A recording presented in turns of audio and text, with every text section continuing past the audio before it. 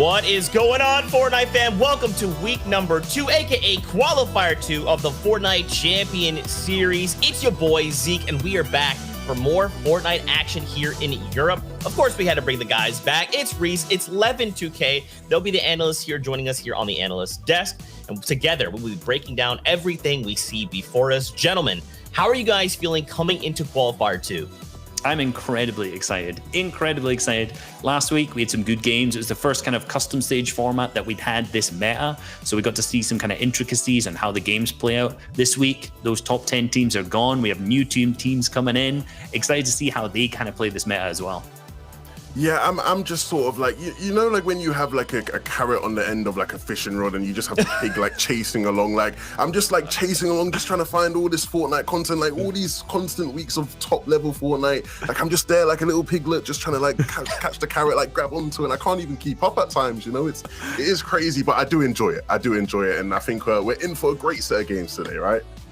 That's right. I really do hope so. There's a lot of things we want to talk about, and we'll get to that in just a second. But first, let's talk about the actual show. We're starting things off here in Europe. There'll be a break. Then we're jumping over to NA East for 6 games, a break there, and then another 6 games in NA West. So if you want a lot of Fortnite action today, make sure you stick around. We've got 6 games in each region to take a look at. Now, of course, we got to talk about the tournament format, the actual format, the prize pool, all these things. And we've got these guys who will help break it all down.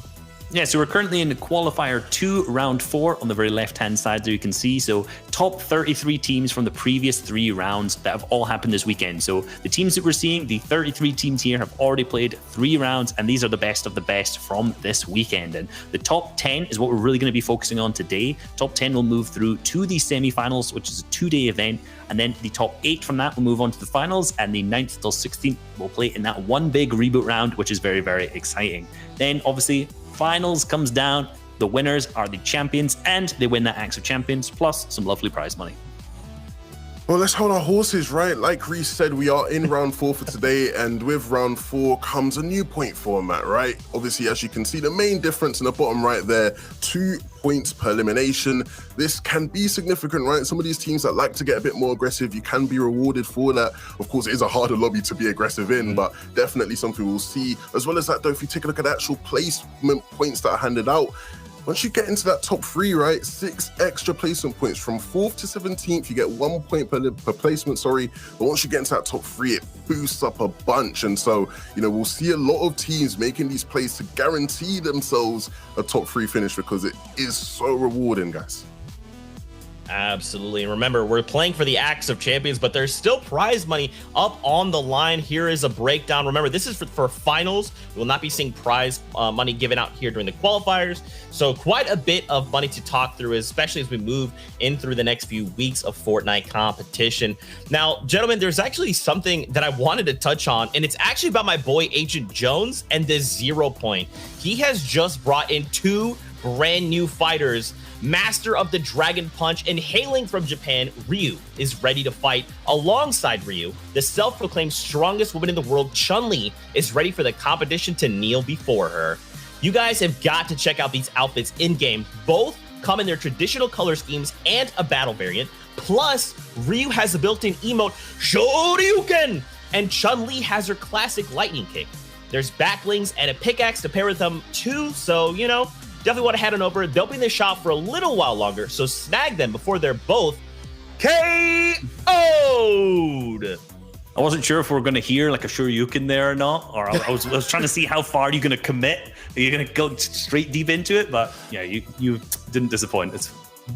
Thank you, man. That's what I'm here for, to provide memes and to just be a face. There it is. Boom. Here you go.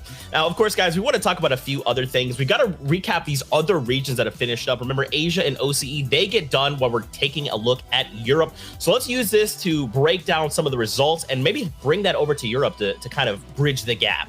Yeah, so in first place, we had Shunsan, Ryu-kun, and Yama as well. And these guys played an incredibly consistent elimination game. You can see these guys, no victory royales. These guys were consistently popping off on their elims and getting into that top 2 slot. They had 2 seconds. So that's obviously, remember, where the big points come in. And it's equivalent to getting a lot more eliminations. So they got good placement and they got good eliminations, but just didn't manage to get those victory royales. And this is what we kind of expect from a low ground team. They play that low ground, which makes them get more eliminations and be more consistent in their placement overall, but maybe not quite get the victory royales. Yeah, like we said, right, like playing low ground, being able to swoop up so many eliminations in those sort of final zones is key. A bunch of these teams as well with relatively high eliminations, right? I talked about in the point format, it is so rewarding to go for more eliminations for a lot of these teams towards that end game, because the 2 points that you get from it are just, you know, they're so sweet, Reese. they do rack up, right? And you can find yourself in the top 10 like these teams here. Great stuff all around from these boys. Obviously going to be able to now compete in that semi-finals. Yeah, and if we move over to our OCE region, you know, we're probably going to see something that I'm sure many of us have seen before. Jinx, Alec, and Worthy at the top. No one should be surprised here. Last week, I feel like they had some internet issues. I kind of saw that they weren't performing well, not because their gameplay wasn't top tier, but just because some external factors. And this week, they've come back and surprised absolutely no one. This is probably the best team on the region, and seeing them in that first place slot is absolutely no surprise. Yeah, these guys are in scintillating form right now, and seeing them in first place is no surprise by any means. Regardless of whatever game mode it is, it feels like these guys just managed to win anything they seemingly play. Taking a look though from 6th to 10th, right? Seeing in 10th, right? Radius, Slayer as well, right? They've actually been able to sneak their way in. Slayer, obviously one of those players who, you know, he goes way back from even before the World Cup days, right? So seeing him being able to squeeze his name into that top 10, make his way to the semi-finals, it's going to be exciting to see like those guys compete.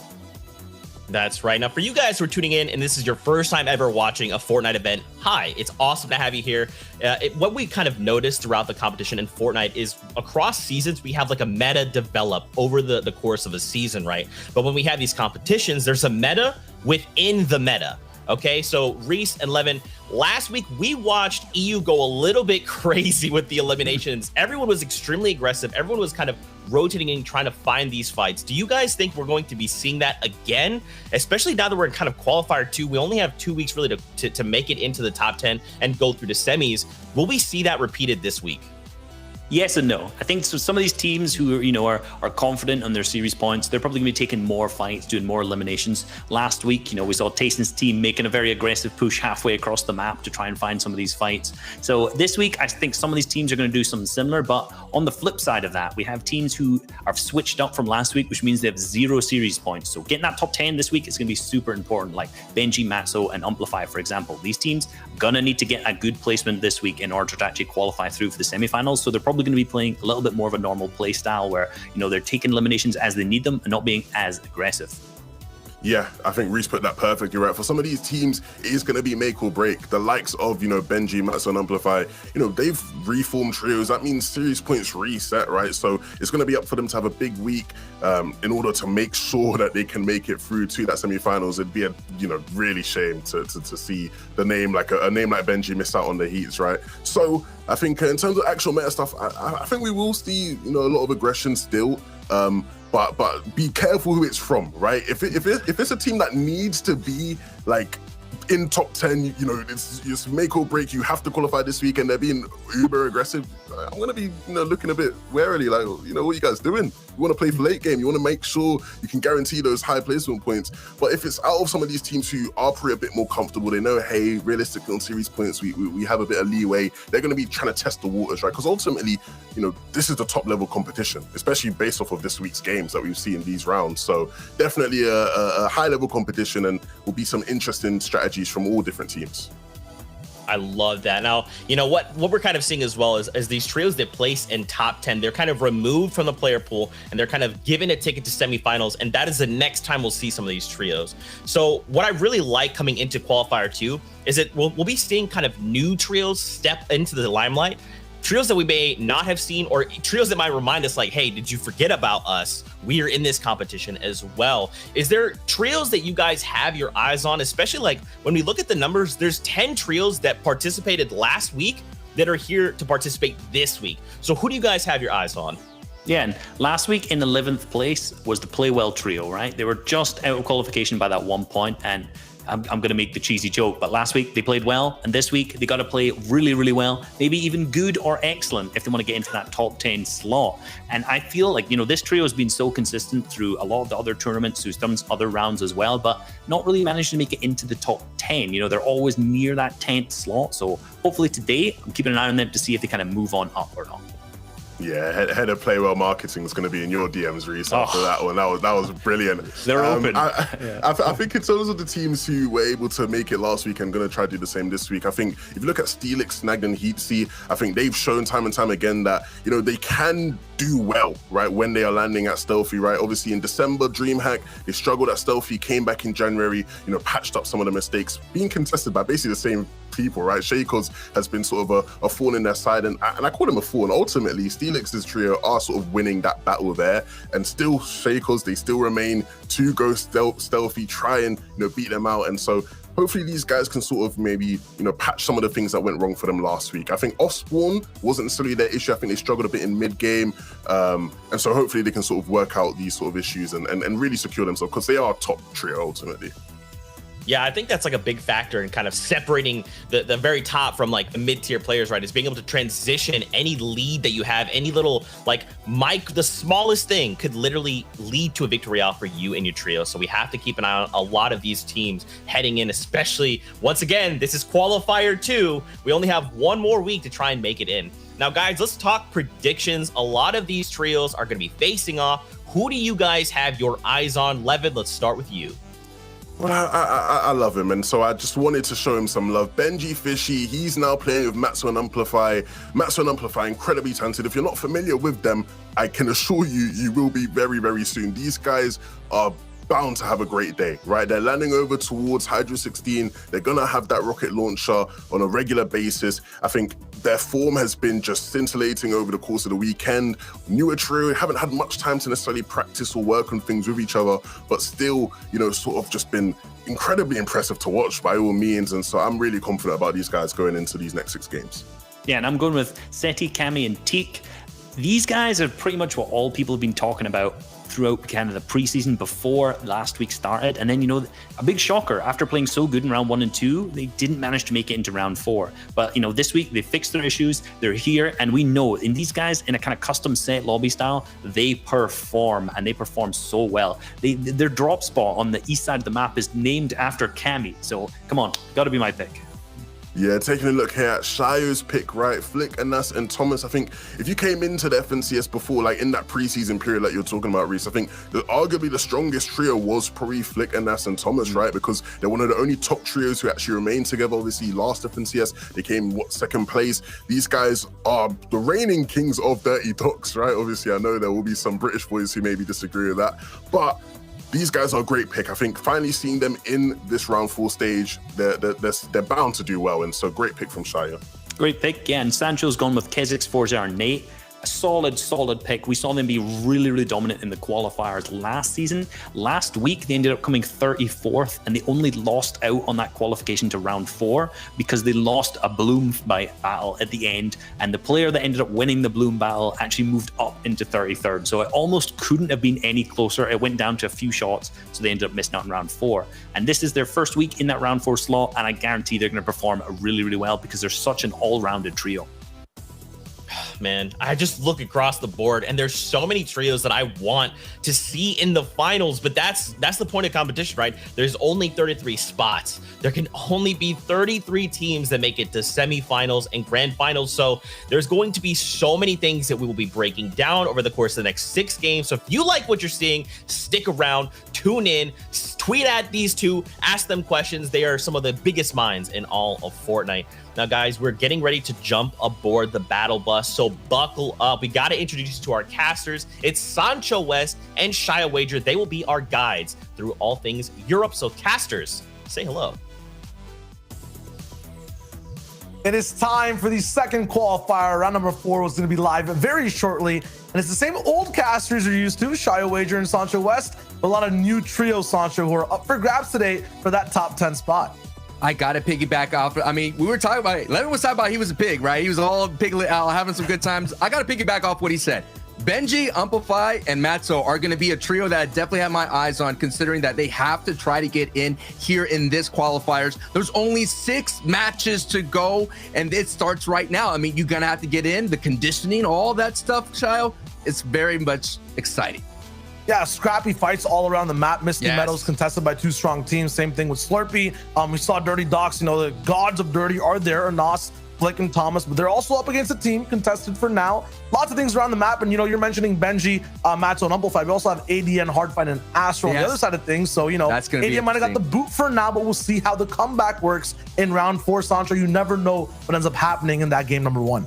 I mean, that's what I like about it, man. There's so many storylines here, and for y'all to look out for. And this most important is this idea between contested drops and uncontested drops. That as well is going to be so interesting to look at. I mean, the numbers show that if you are contested, the chances of you for getting into the top 10 are significantly lower. But hey, it all comes down to just actually playing the game. And we saw a great team actually get in the last match from the Deals trio. They got in with a very good, strong performance, and the same team like the Playwell trios getting out with that that great performance. But here's we all, Cammy, Seti, and Teak. They had a phenomenal performance last week in the qualifiers, winning multiple victory royales back to back.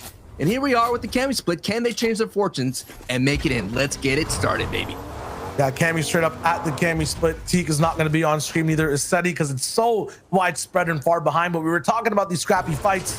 One of them is over at Slurpee Swamp. I think I see 2 different total trios. It also kind of all looks uncontested with that AI just there in the center. So Deuce, Putrick, and Snappy might have this. I'm wondering exactly where Kiriachi ended up going, or what's going down in this POI, because right now there's only 1 trio here to claim it all. And that was so interesting, right? We were getting ready for it, and we're like, oh, there's going to be a big time battle. And we all seen in previous FNCS trios that anytime there is a battle here in the Slurp Factory area, it just causes so much, it just ruins the whole ride. You know, all of a sudden they're fighting, they're running into zone. Here's the answer right here. Here's Kiriachi here. They're actually up a little bit, and this is where a lot of the engagements happen from all these trios rotating down from this part of the map. And this engagement here that we have to keep an eye on is Kiriachi, Jamside Fury, and looks like they have someone else here in Weeping Woods. Yeah, they're going to be going up against what looks like Hydro, Harry, and Tempify. Now, we are surprised that these guys weren't at Slurpee. Looks like Harry might be surprised on the fact that they're rolling up to Weeping fast after just getting a few, I would say, attacks or maybe 1 or 2 weapons. This is still very early overall in the game. You can now also see the effects on the other side of the map when people who are actually not, you know, chasing down side by side, house to house, box to box, in an off-spawn drop contestation. Teak now has that little lake house available to him as well, while Cammy farms up the antenna and everything beside it itself as well. And I know, you know, Levin and Reese were talking about the aggressive, Zeke was talking about how so many elims happen early here in the EU region, but we're just seeing that this qualifier too. It's a little bit more serious. I mean, the stats don't lie. In Qualifier 1, the top 10 teams in the EU region were more passive during these early zones. As we finally get the first tick here on the board, here comes from passive to aggressive in the action here. It is Shaiko and Meta and Expert, who are a surprise team that very consistent in FNCS, but now they're on the back foot and they're almost, they're eliminated. They're out, lobbied by Milo and Cisse and company, and Nebs, they get the try, and the vibes continue on in the battle north of Coliseum. And that's going to be our first trio eliminated here in game 1.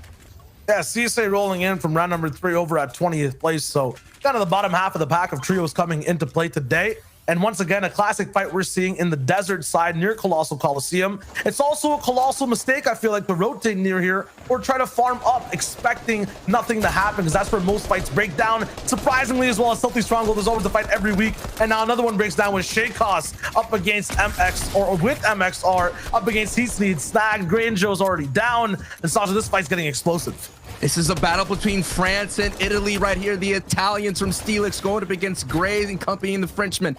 Can they be able to hold on? This has been another contested spot that we've been talking about. Steelix have been doing really well holding on to this, but this kind of battle, these are the battles that you have to be careful on. Yes, you may win this battle, but your rotation's going to be very, very scuffed. At the same time, you're going to have to go through an ADN trio that's sitting at Pleasant. But meanwhile, let's keep it focused right here in this fight. Now it's Seikos sitting at height of the moment here, down a member of Gray. Now it's up to EXR and Seikos to hold down tight as the battle is fighting out. looking up at the feed right now. Passive goes down and the feed gets confirmed by Stormlight. So that battle is continue on, and another trio loses out. It looks like the Italians get the advantage here. Heatsy, Steelix, and I think that's Snag, right? Yeah, they're doing really well.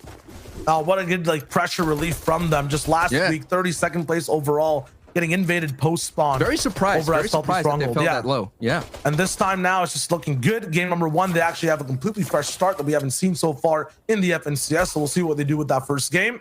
Arabafo going down to Stormy right all the way up near Steamy Stacks as well. That was a huge fight I wanted to pay attention to as well. Link also going down, one of the most momentous trios, but on screen right now it's a Playwell trio breaking down another one over at Retail Row. Everyone looking healthy as well. Trader, Arax, and Wishy can't do much. There's always these underdog contesters who find themselves at a POI against Titans, against the 11th place trio of Playwell. And on all fronts, they just tear apart the fight. There's a reason these guys were the next up trio to qualify, didn't make it through just yet, but statistically are the strongest ones coming into today. Yeah, and they had that great trio that with iDrop going into previous FNCS trios. They played really well at that Lazy Lake area. Now moving down to Retail Road this FNCS, and now we're going to move into that Pleasant Park trio of ADN Hardfight. Now, we already talked about ADN getting booted from the trio from Benji. You know, Matzo and Amplify, that's been a historic one. That's, if you got to compare it down, that has been the trio for the EU region for the longest time. But now, Astro and Hardfire, a great duo, adding ADN, and now they get a nice surprise tags here, nice little ambush on Cisse, who we remember just had that battle a little bit north of the Coliseum, so they were able to make this rotation right at this moment here. Yeah, and you can see kind of the signature moves from Hardfire and Astro combined with the complementary actions of ADN. With Matzo and Amplify, it's always playing off the teammates' pressure that's being created when ADN was kind of in the fray on that trio. Now with Astro and Hardfind, these guys are one of the most passive duos that end up playing things out. They love playing low ground as well overall, just when those end games start to hit down too. So with the combined, you know, move with having ADN now as a part of the trio as well, they get a very good arsenal overall of plays they can make, you know, in this game. I agree with you. I mean, no doubt. I mean, ADN, Amplify, Matzo kind of play that low ground mid-layer style so well. So that's definitely going to complement Astro and Hardfind. So that's going to be so interesting to see going forward, Chayo. Yeah, and right now they're just looking for surge tags overall. Close to the bridge, one place everyone likes to get metal, but also one of the most dangerous places to farm in general, because if someone else is there next to the hills, like ADN and Astro are, if they have their surge plan online, you're taking damage. And now... Oh, no. We got Slurpee clashing over with Salty Towers, meeting in the middle of Weeping Woods, and it seems like someone's going to start crying very soon. Tayson, iDrop, and Savage. Tayson already down from Shield. Looks like on the top side, Snappy has the advantageous position. And this is the trio that's been so aggressive throughout the qualifying stage. They did not make it, of course. That's why they're playing here in Qualifier 2. But we've seen them all the way up north and Stealthy. Now they're all the way down south here. And we thought Kirachi's trio was going to be chill, not going against the Slurpee trio. But boy, oh boy, this is such a messy fight that's happening right now. And already Tayson, iDrop, and Savage getting 2 elims. Looking forward to add a couple more elims. The pressure is on. It is a trio box dive heading in. Head strong. And Bootrick is just trying to hold the line as much as possible, but he does have it. Zappy are now fighting hip to hip, and now it's going to be a little bit as Putra is now going up the high for a moment to gain the advantage. Now he's sending down the beams here. It could be a matter of moments. Yes, Tayson does go down. It's a 3-2 advantage. A lot of HP going through the Pudgic trio of going against iDrop and Savage. Now we've been seeing iDrop and Savage sticking their hand inside the cookie jar for so many times, and now they're getting punished by Zappy and Putrick. Let's see how now as the time is going back. So many nice work between Tayson and Savage. 2 elims, 4 points, and now Mr. Savage has to disengage, and this is going to hurt Savage and iDrop, but I'm not sure if they're looking for a placement here in this fight. I think they're just testing the waters, and boy, the water got cold there really, really fast. Really fast. I think that weak link in the fight in general was Tayson tuning in. Already had Crack Shield, got it all the way back up to 200. Cracked again. And it wasn't even that high of a fight that built up straight away. I think that was just the clash. The first bullfight to start off, Snappy all the way up with the wooden builds. And I think Savage had those metal ones until Snappy ended up winning. And then past that, the fact that Tayson took so much damage over and over really made that water cold for Savage's trio. They have to disengage. Hopefully got that card. Didn't get to see through all that chaos. Could have that reboot right there in short time. But I think the main reason they wanted to disengage as well is just look at all the new faces that are showing up from the left side. Yeah. Over from what looks like, you know, Greasy Grove and, or not Greasy Grove, Holly Hedges in total. It's just like, you know, you don't want to take fights in Weeping or anywhere where the sand is under your feet. You'll have people rotating fast, and that's where those tags start to come in. And at the same time, this is a very hot spot rotation zone. In the last FNCS trios, so many engagements happen in this little triangle. And actually that pink triangle team is actually my pick to do really well today. It's Kezix, 4ZR, and Nate. There's only 2 of those pink triangles, so who knows what happened to Kezix in that fight. But look at it over now. They retreat back into their home, their hovel of Salty Towers, and no Tayson in sight, no reboot card in sight. They had to abandon it in total. But Mr. Savage and iDrop and Tayson have been definitely another crowd favorite, like a Benji Fishy, like a Mongrel Mutual, that you want to see them succeed. But I think right now, this kind of dangerous kind of play style is, I don't know how it's going to work out to them. Now they have Dietrich's, and where's Dietrich's trio? Where's the rest of that company? We'll go more to that story, because we got more action from the Playwell trios now fighting close together here on this mid layer in this engagement as they're getting pressure from the top side. So we got a little mini layered fight that's happening as Eclipse is trying to get in as much as possible. And looks like the Playwell boys are expanding all their metal hard mats here. They do not want to lose this engagement, considering that they're trying to better their performance from the qualifiers, but it looks like Eclipse and Tridents, they have a 2 front pressure on the backside. You have Lucy sitting on the other side trying to create a Prince, and then at the same time you have the rest of the lobby looking in for some beams to third party. Crizzy just gets hit right in the mouth here. He's gonna have to back up to his teammate, looking for that backup as much as possible. Without any shield, Crizzy may go down early, and once that happens, Shio, that's gonna give them the green light to completely box dive from Eclipse and company. Yeah, we just saw it in Weeping Woods. 1 person taking repeated damage in the trio should be enough for the people up top on the higher layer to have the advantage to break down in the fight. We thought it'd be Crizzy, but it's Stir6 that takes the God shot straight to the face, down to just 20 HP. We'll flip off that fight for a second. The reboot's there. They did get the reboot card. Yep, Okay. Tayson's coming right back. That trio's gonna be fully alive, but they're gonna have to re-farm a lot. They're gonna have to make sure that all the mats are there in total. Lots of buildings available in Salty Towers. Past that, Amplify and Benji are also kind of, you know, renting some space inside the home of Savage, Tayson, and Drop, or iDrop, and then past that on that fight with Playwell, that 2-1 split. I wonder if it's still working out. The pressure's still dropping down. Because that game 1 momentum, Sancho, that's huge to have in these fights. And you were talking about paying rent. They're gonna have to pay in that HP, and look at this investment here. The Playwell was able to actually hit the reverse card. Now it's Trident all by themselves. It looks like Eclipse went down and the other teammate. So Trident now is on the full scramble, trying to get away, trying to push it high, expend all the kind of materials needed to just trying to hold on and survive. But Stir6 now, the storm is gonna take the toll and pay it. Down goes Stir6, and Crizzy now, without that HP lead, is gonna have to wrap up the fight. But it's not gonna take a lot, but at the same time, look how far these Playwell boys have to go. Even though they win this engagement, these are the butterfly effects that it causes, and you're already seeing out in the distance the other members actually sitting there. So this fight's going to be a very elongated here. You're going to win this moment, but you mentioned, Shio, a little bit earlier, the sand could be there for letting them get away. Crizzy right now on the back foot now with 10 HP, 9 HP, Man. still going to go pushing, knowing that he has to understand he got to get the sight as much as possible. Down goes Trident. There's still 1 member of that trio there, but what is the cost, Shio? So much invested into the storm fight, and Playwell now has to get to 2 reses. That's not going to be easy. I mean, we practice it in pubs sometimes, chain resing to make sure none of the squad goes down all the way to the zone. So might have to be the only option here. At the same time, does Vettel even survive this overall? There are bandages. He has 13 for him, so he's fine. He can pick up the cards as well and then go for the reboot. Probably more efficient option. But look at who's surrounding that van. Once again, Tayson, Savage, and iDrop have already used it.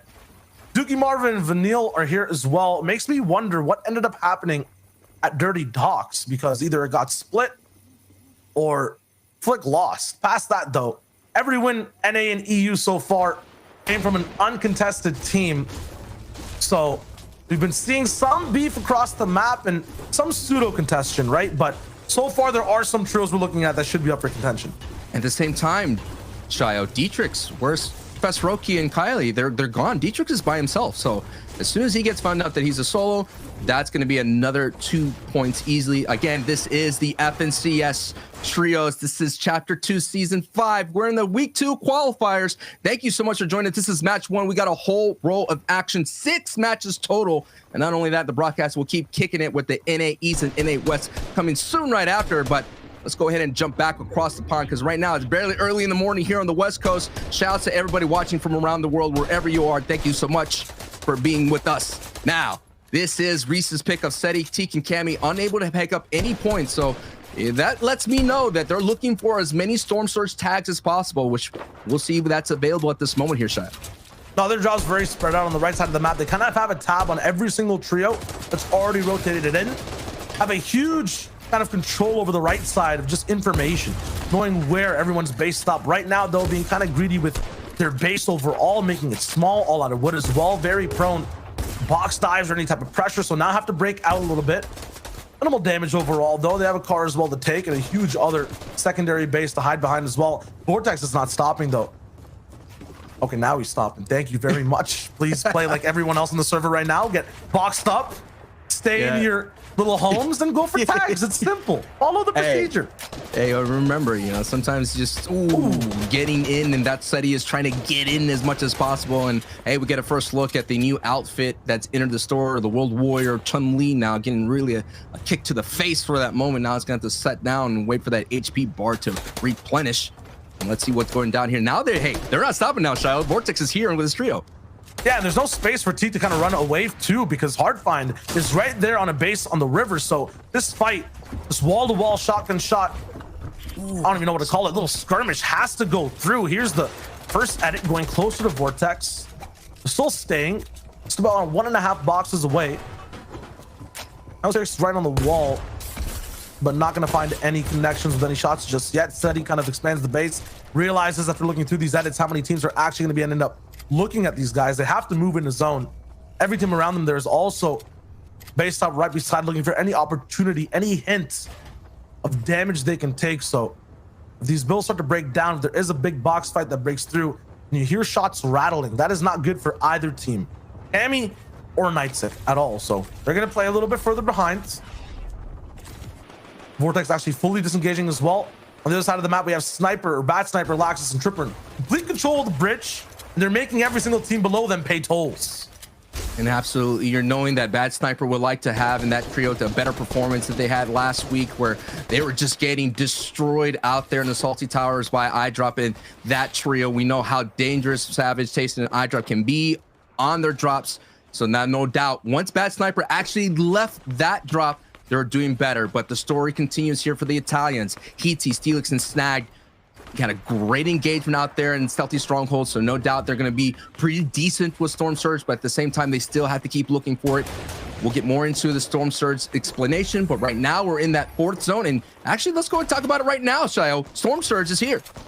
Yeah, it's here right now. It's a big deal for a lot of teams, but I think the cooler thing to note right before it is that Steelix, Snag, and Heatsy are almost about to beat their record last week of how many points they got in round 4. It was 14 points in total over the 6 games these guys accrued. Now they're up at 6, have the first chance to really have a game under their feet. Coming out of Stealthy, even contested, a very nice defensive showcase there. But look at all the teams they're up against, Sancho. AD and Astro Hardfind waiting right below them. Nightsec is right there too. You've seen how good they've been, but a snipe goes straight through. Onto Orgurchik. Unfortunate for these guys, but they have a big base and a lot of distance to be able to get that revive.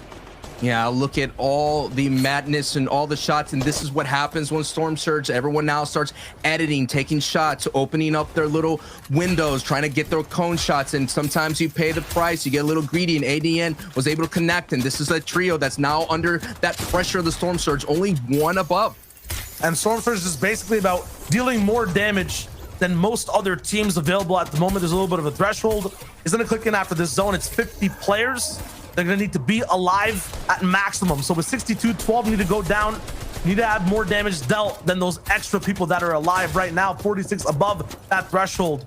Is that trio? That includes Robaz, but the Surge is ticking already. I think Falconly is the one taking damage, or is it Vanille? We'll have to see in just a second. 46 above, so it is Vanille right above them. And they could pressure this and go for some free elims. And that's what's going to be scary when the Storm Surge starts coming in. As you hear the sound effect and you get a visual cue as well. And you're going to have to dip inside your heels as much as possible. 268 below. That is a lot. And you're going to have to open up your edits. You're going to have to be greedy with your picks. And hey, Najee's just able to get a couple more to breathe up, but it's still not enough. Marvin has to pick it up as well because Storm Surge is going to keep on ticking. 6 players have to go down. And it looks like Najee and Marvin may be part of that. Now 4 people have to go down. So it's very close. It's very scary. And this is not where you want to be. I've been hit by Storm Surge before in a competition, and man, oh man, it just causes you to move and be aggressive. And that's what you're seeing from the rest of the lobby as we're getting a nice overview as we're getting closer and closer to the fully rotating zones. But let's keep on the story right now as the half in and half out is revealed,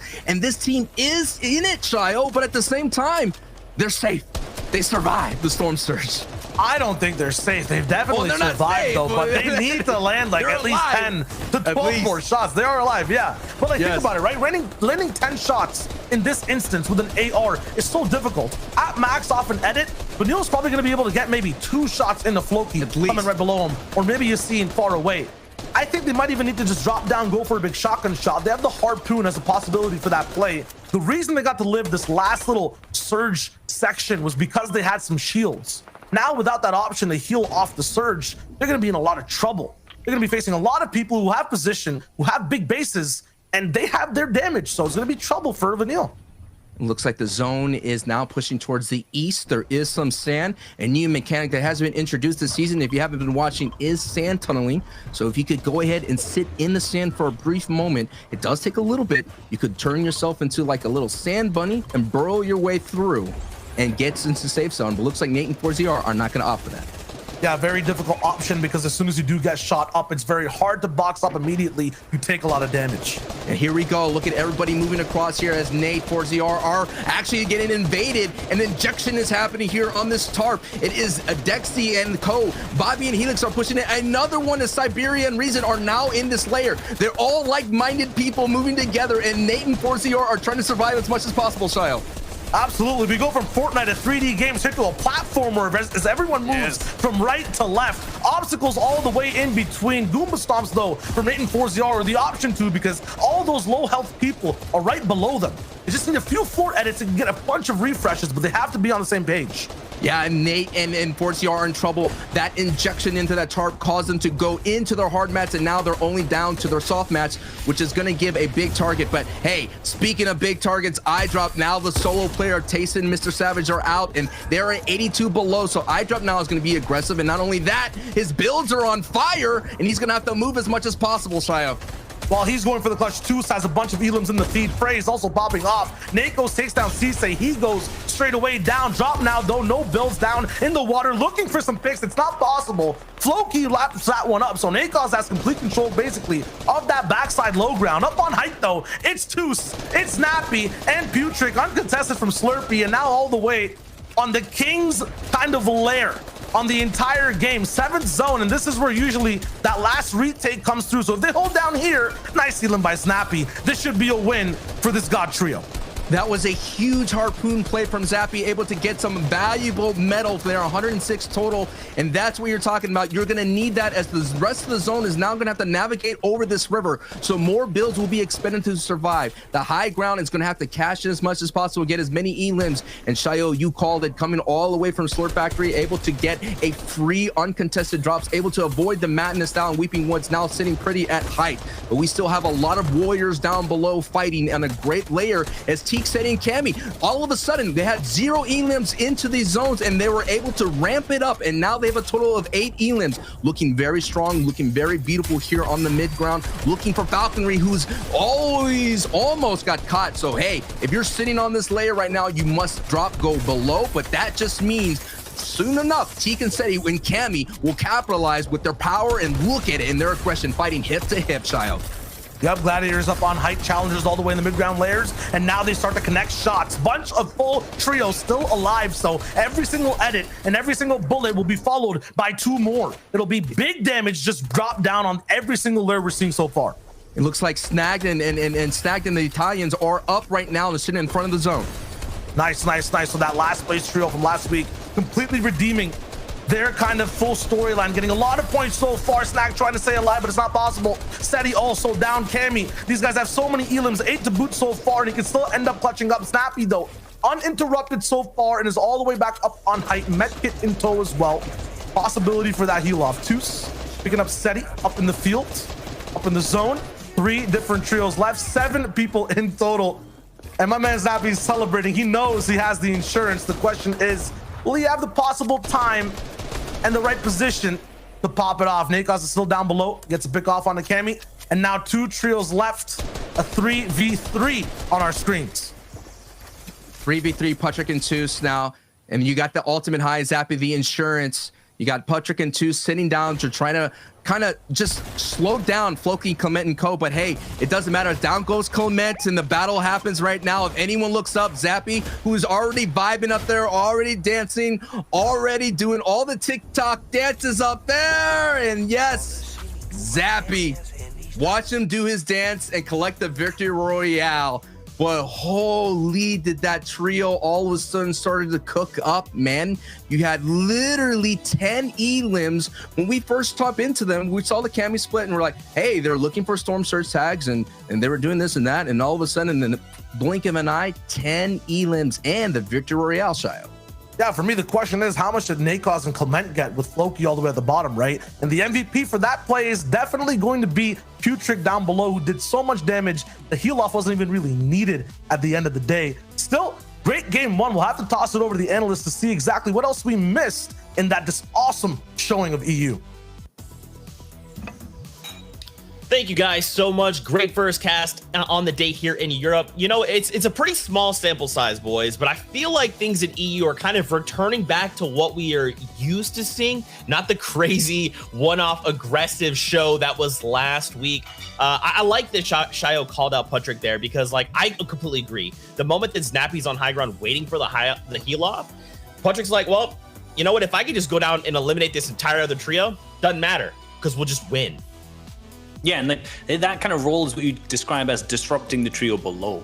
You know, what you're usually waiting is that last moment for the storm to kind of close out before you start your heal off. You know, you want to give yourself as much time as possible to use those white heals up so that you can stay alive as long as possible when the heal off. And at that point, you know, he's committing on the high ground to use the heal off, so the other 2 members, they don't need to be up there with him. They need to drop down and they just stop that heal off of the other 2 teams, which is the benefit of that high ground. You know, the teams on the bottom are going to struggle much more to disrupt the guy on height unless they have bouncers and even at that point, Snappy's like so far high above them. So it's really difficult to disrupt him there. So great play from them, maintaining high ground all the way through moving, and it paid off. Yeah, ultimately, these guys are incredibly experienced players, right? You have FNCS champions on this trio. You have, you know, just some of the better players in the region. And I think they sort of just outplayed a lot of the players. Their success leads back earlier, right, to before even those final zones. If you look at first moving, you know, they're one of the only teams that's really on their toes, right? Having great awareness is what allowed them to actually be able to just take height, right? Front side playing mid ground, they look up, they realize, hey, nobody's establishing any sort of dominance on the high ground. We can just ramp up and take this. They do front side and they're able to just hold it out for the rest of the game, and it results in the victory royale. Great stuff from these guys, and hopefully if they can keep this up, right, if they can continue to stay on their toes. I think, you know, they sort of struggled last week, getting another chance for redemption today, and so starting off really, really well. Yeah, so looking at a couple of the replays over for, and this point, this is kind of where we saw the fighting steamy stacks that we were talking about going on. And unfortunately, Link's team did pick up the eliminations on Void, Ire, and Bafo, as we're about to watch now. So they won that fight off spawn, but unfortunately, Pengu's team ended up rolling in and trying to pick up a third party. You know, this is the problem with the steamy fights, when they either last way too long, as you can see here, or they're over really, really quickly. And this fight in particular lasted way too long, and that enabled a third party to come in. And, you know, Link got the good eliminations. He fought really, really well with his team, but unfortunately, again, it just lasted way too long and he was third partied. Yeah, this is going to be a really interesting battle of Spawn. One of the more interesting battles as well to see on Spawn. What is going to happen here with Kezix, Nate, and Fuzia? Obviously, you saw there on your screens. Kezix went down. He sort of missed the 50-50, couldn't land on the weapon in time, and so he went down. They still did incredible as a duo. Fuzia and Nate were incredible as a duo there. We saw them tarping right when Shai referred to it as like a 2D game, right? Because that camera angle was just so perfect. It showed how great they were at doing it. But hopefully now as a trio, they can get in and actually play as a trio for the remainder of the game.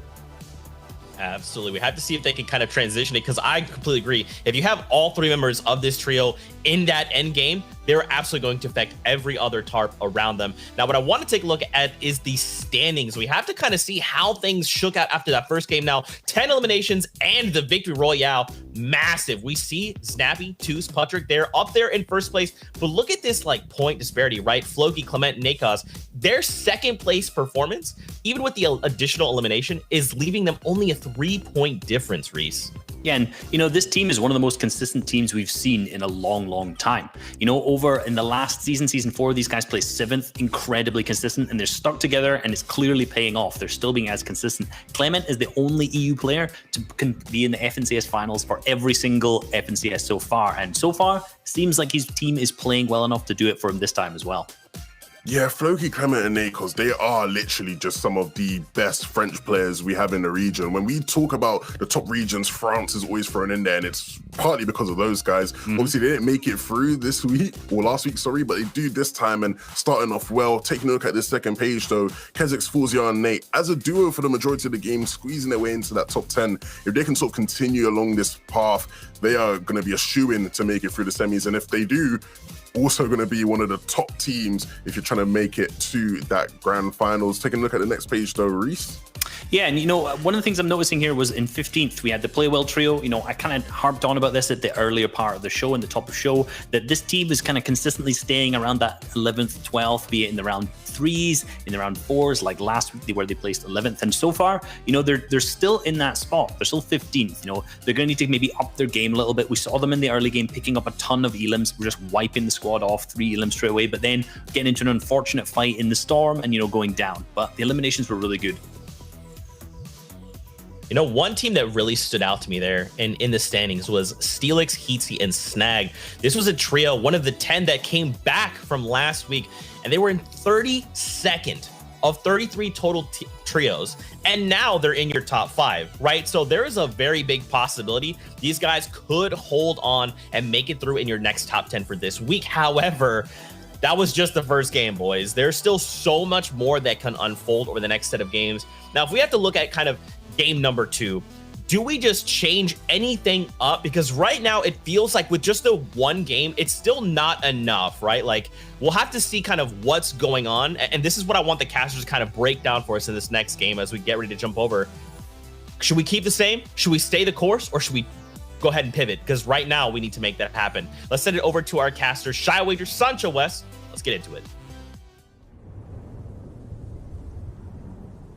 Let's pivot on the same course to change the lanes, so let's say, just to answer Zeke's question and keep it kind of ambiguous. Let's just see what ends up happening in game 2. I mean, if we're looking at the same lanes, it's Snappy, Petring, and Toos, a win off of game 1, uncontested in game 2 again. If we see a central zone again, could we see another win?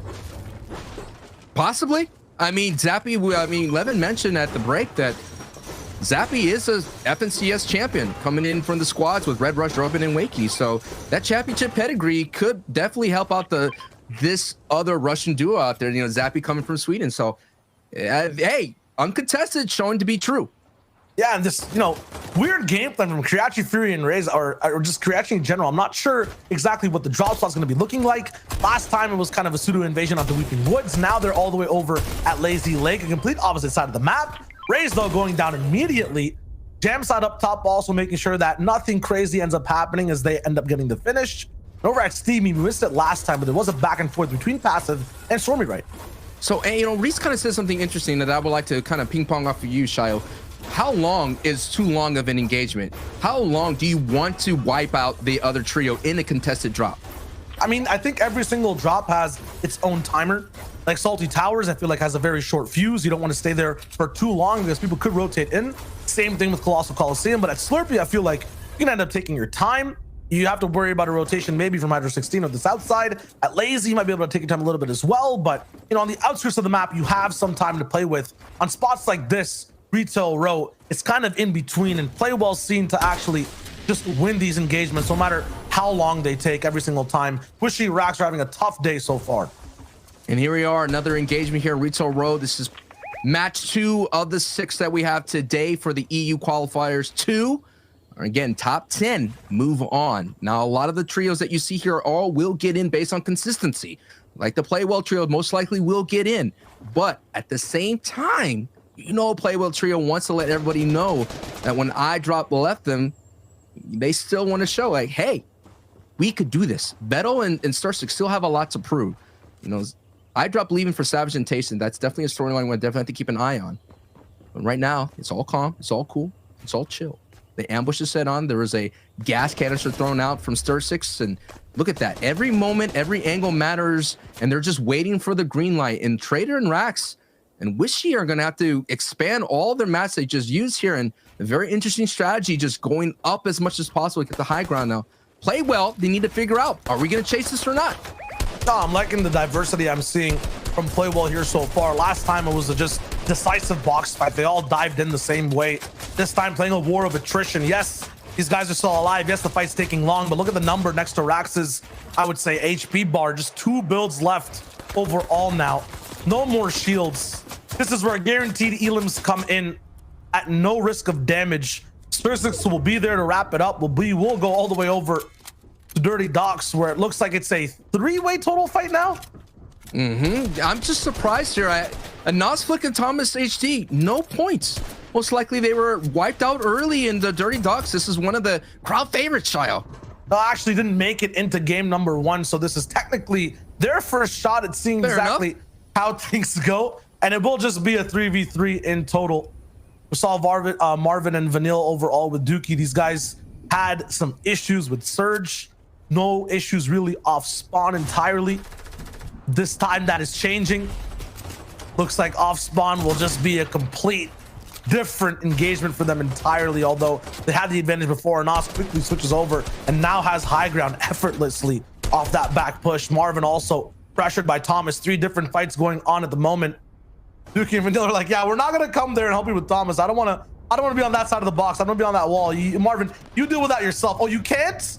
Just got knocked. That's unfortunate. Oh, we were looking at you and now we're gone too. Man, this is just surgical. And that is the reason why they're just so good at controlling that drop, Sancho. Hey, maybe they were surprised. They were like, hey, look, Lowen's here. Surprise, we're back. So that is something we'll definitely keep an eye on. Now, this is another trio that a lot of us here at the analyst desk as well, here at the caster's desk, we were saying like, wow, like this is a trio that plays pretty well in the FNCS, and we all thought that their first go was like a fluke, but clearly wasn't. The last time they entered, you're taking a look at their history. The Expert actually played in the FNCS trios in Chapter 2 with Stock K and Rexo and did pretty well. And actually, Expert goes all the way back to the FNCS squads at Chapter 2 in Season 1. So even though they're new to the scene, no strangers to FNCS, but they still have a great foundation to build upon this shot. Yeah, meta just in general last week playing with the same trio of Skyzo and Expert. Sancho said good experience in FNCS overall. And in round 4 last week, these guys had 2 slow starts overall, a 20-second followed by a 20-second. Today, looking a little bit better with getting a few elims in that first game. But then past that in general, we're looking at Colossal Coliseum. Once again, very tough spot to fight. Has a short fuse, a short timer as well. We're talking about that before. You don't want to spend too long in the desert or around it.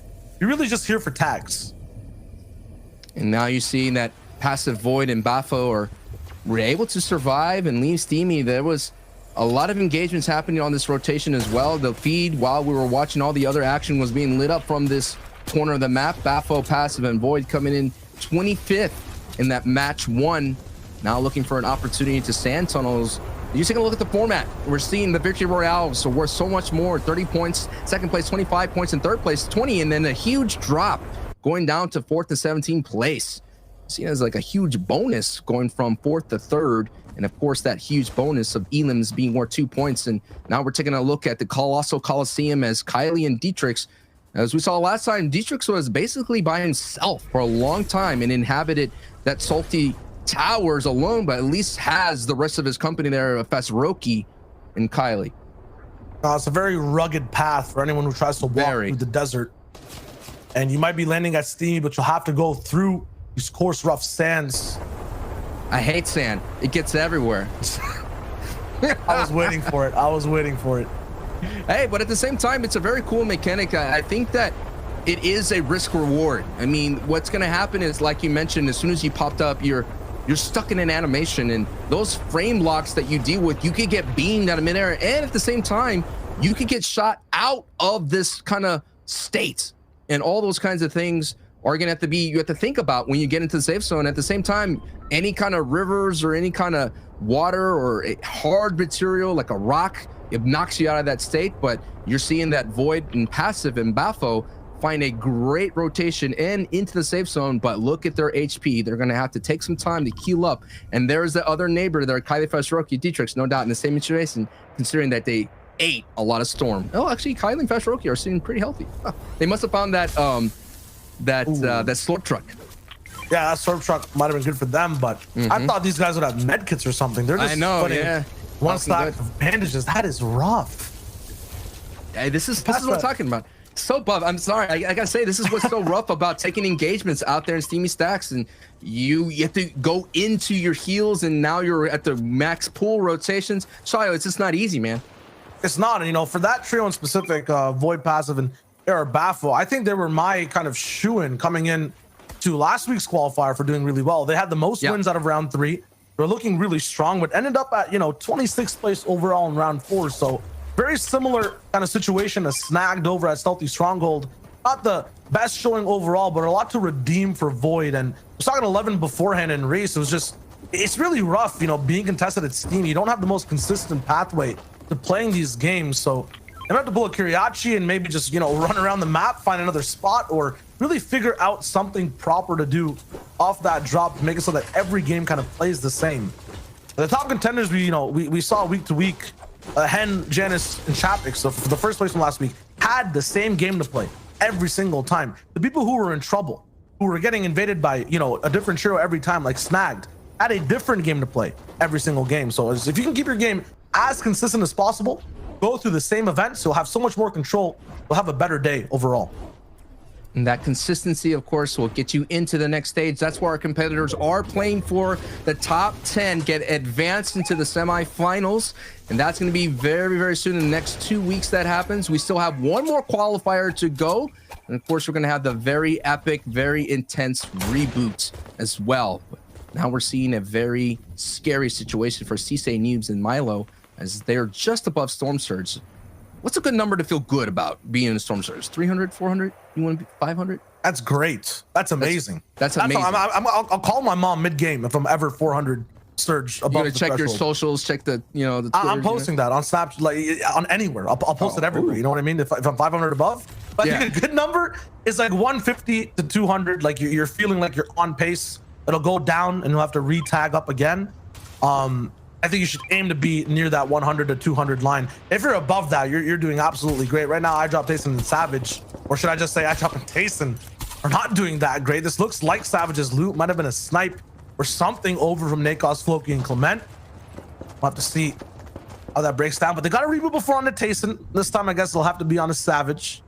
And pass that again. That split is done from Cammy, Seti, and Teak. How did they get down here so fast? I'm always surprised by these guys. The last time they're up at Pleasant, off their remind you guys, these guys landed over at the crane at Dirty. Past that, Tayson's down now, so I drop left by himself. He's not going to be able to get that card either. That's way near the zone line. There's multiple trios that have to come in, and Slurpy's the only spot here right now that has a reboot. It feels like there's already some trios over there. This is rough for this trio. Yeah, and you're taking a look at the people that are not having a rough ride. It is Zappy, Toos, and Patrick, who we just saw.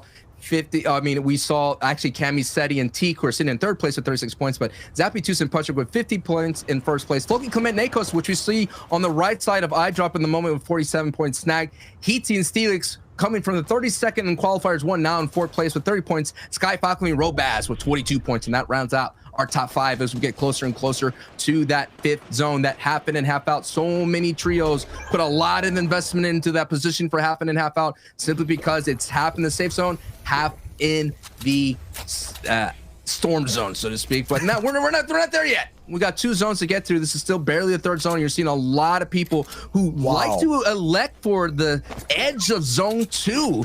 But what do you see? What do you see, Shio? Hit me with I'm looking at a horse race or something. Everyone's kind of on the starting line. Right. Literally right on the edge. And they're waiting for that shot to pop off to rotate. That is crazy. You don't get to see that every day. Sometimes it's split apart. Sometimes it's all kind of in little apartment communities. Oh, no. Isn't iDrop getting surged?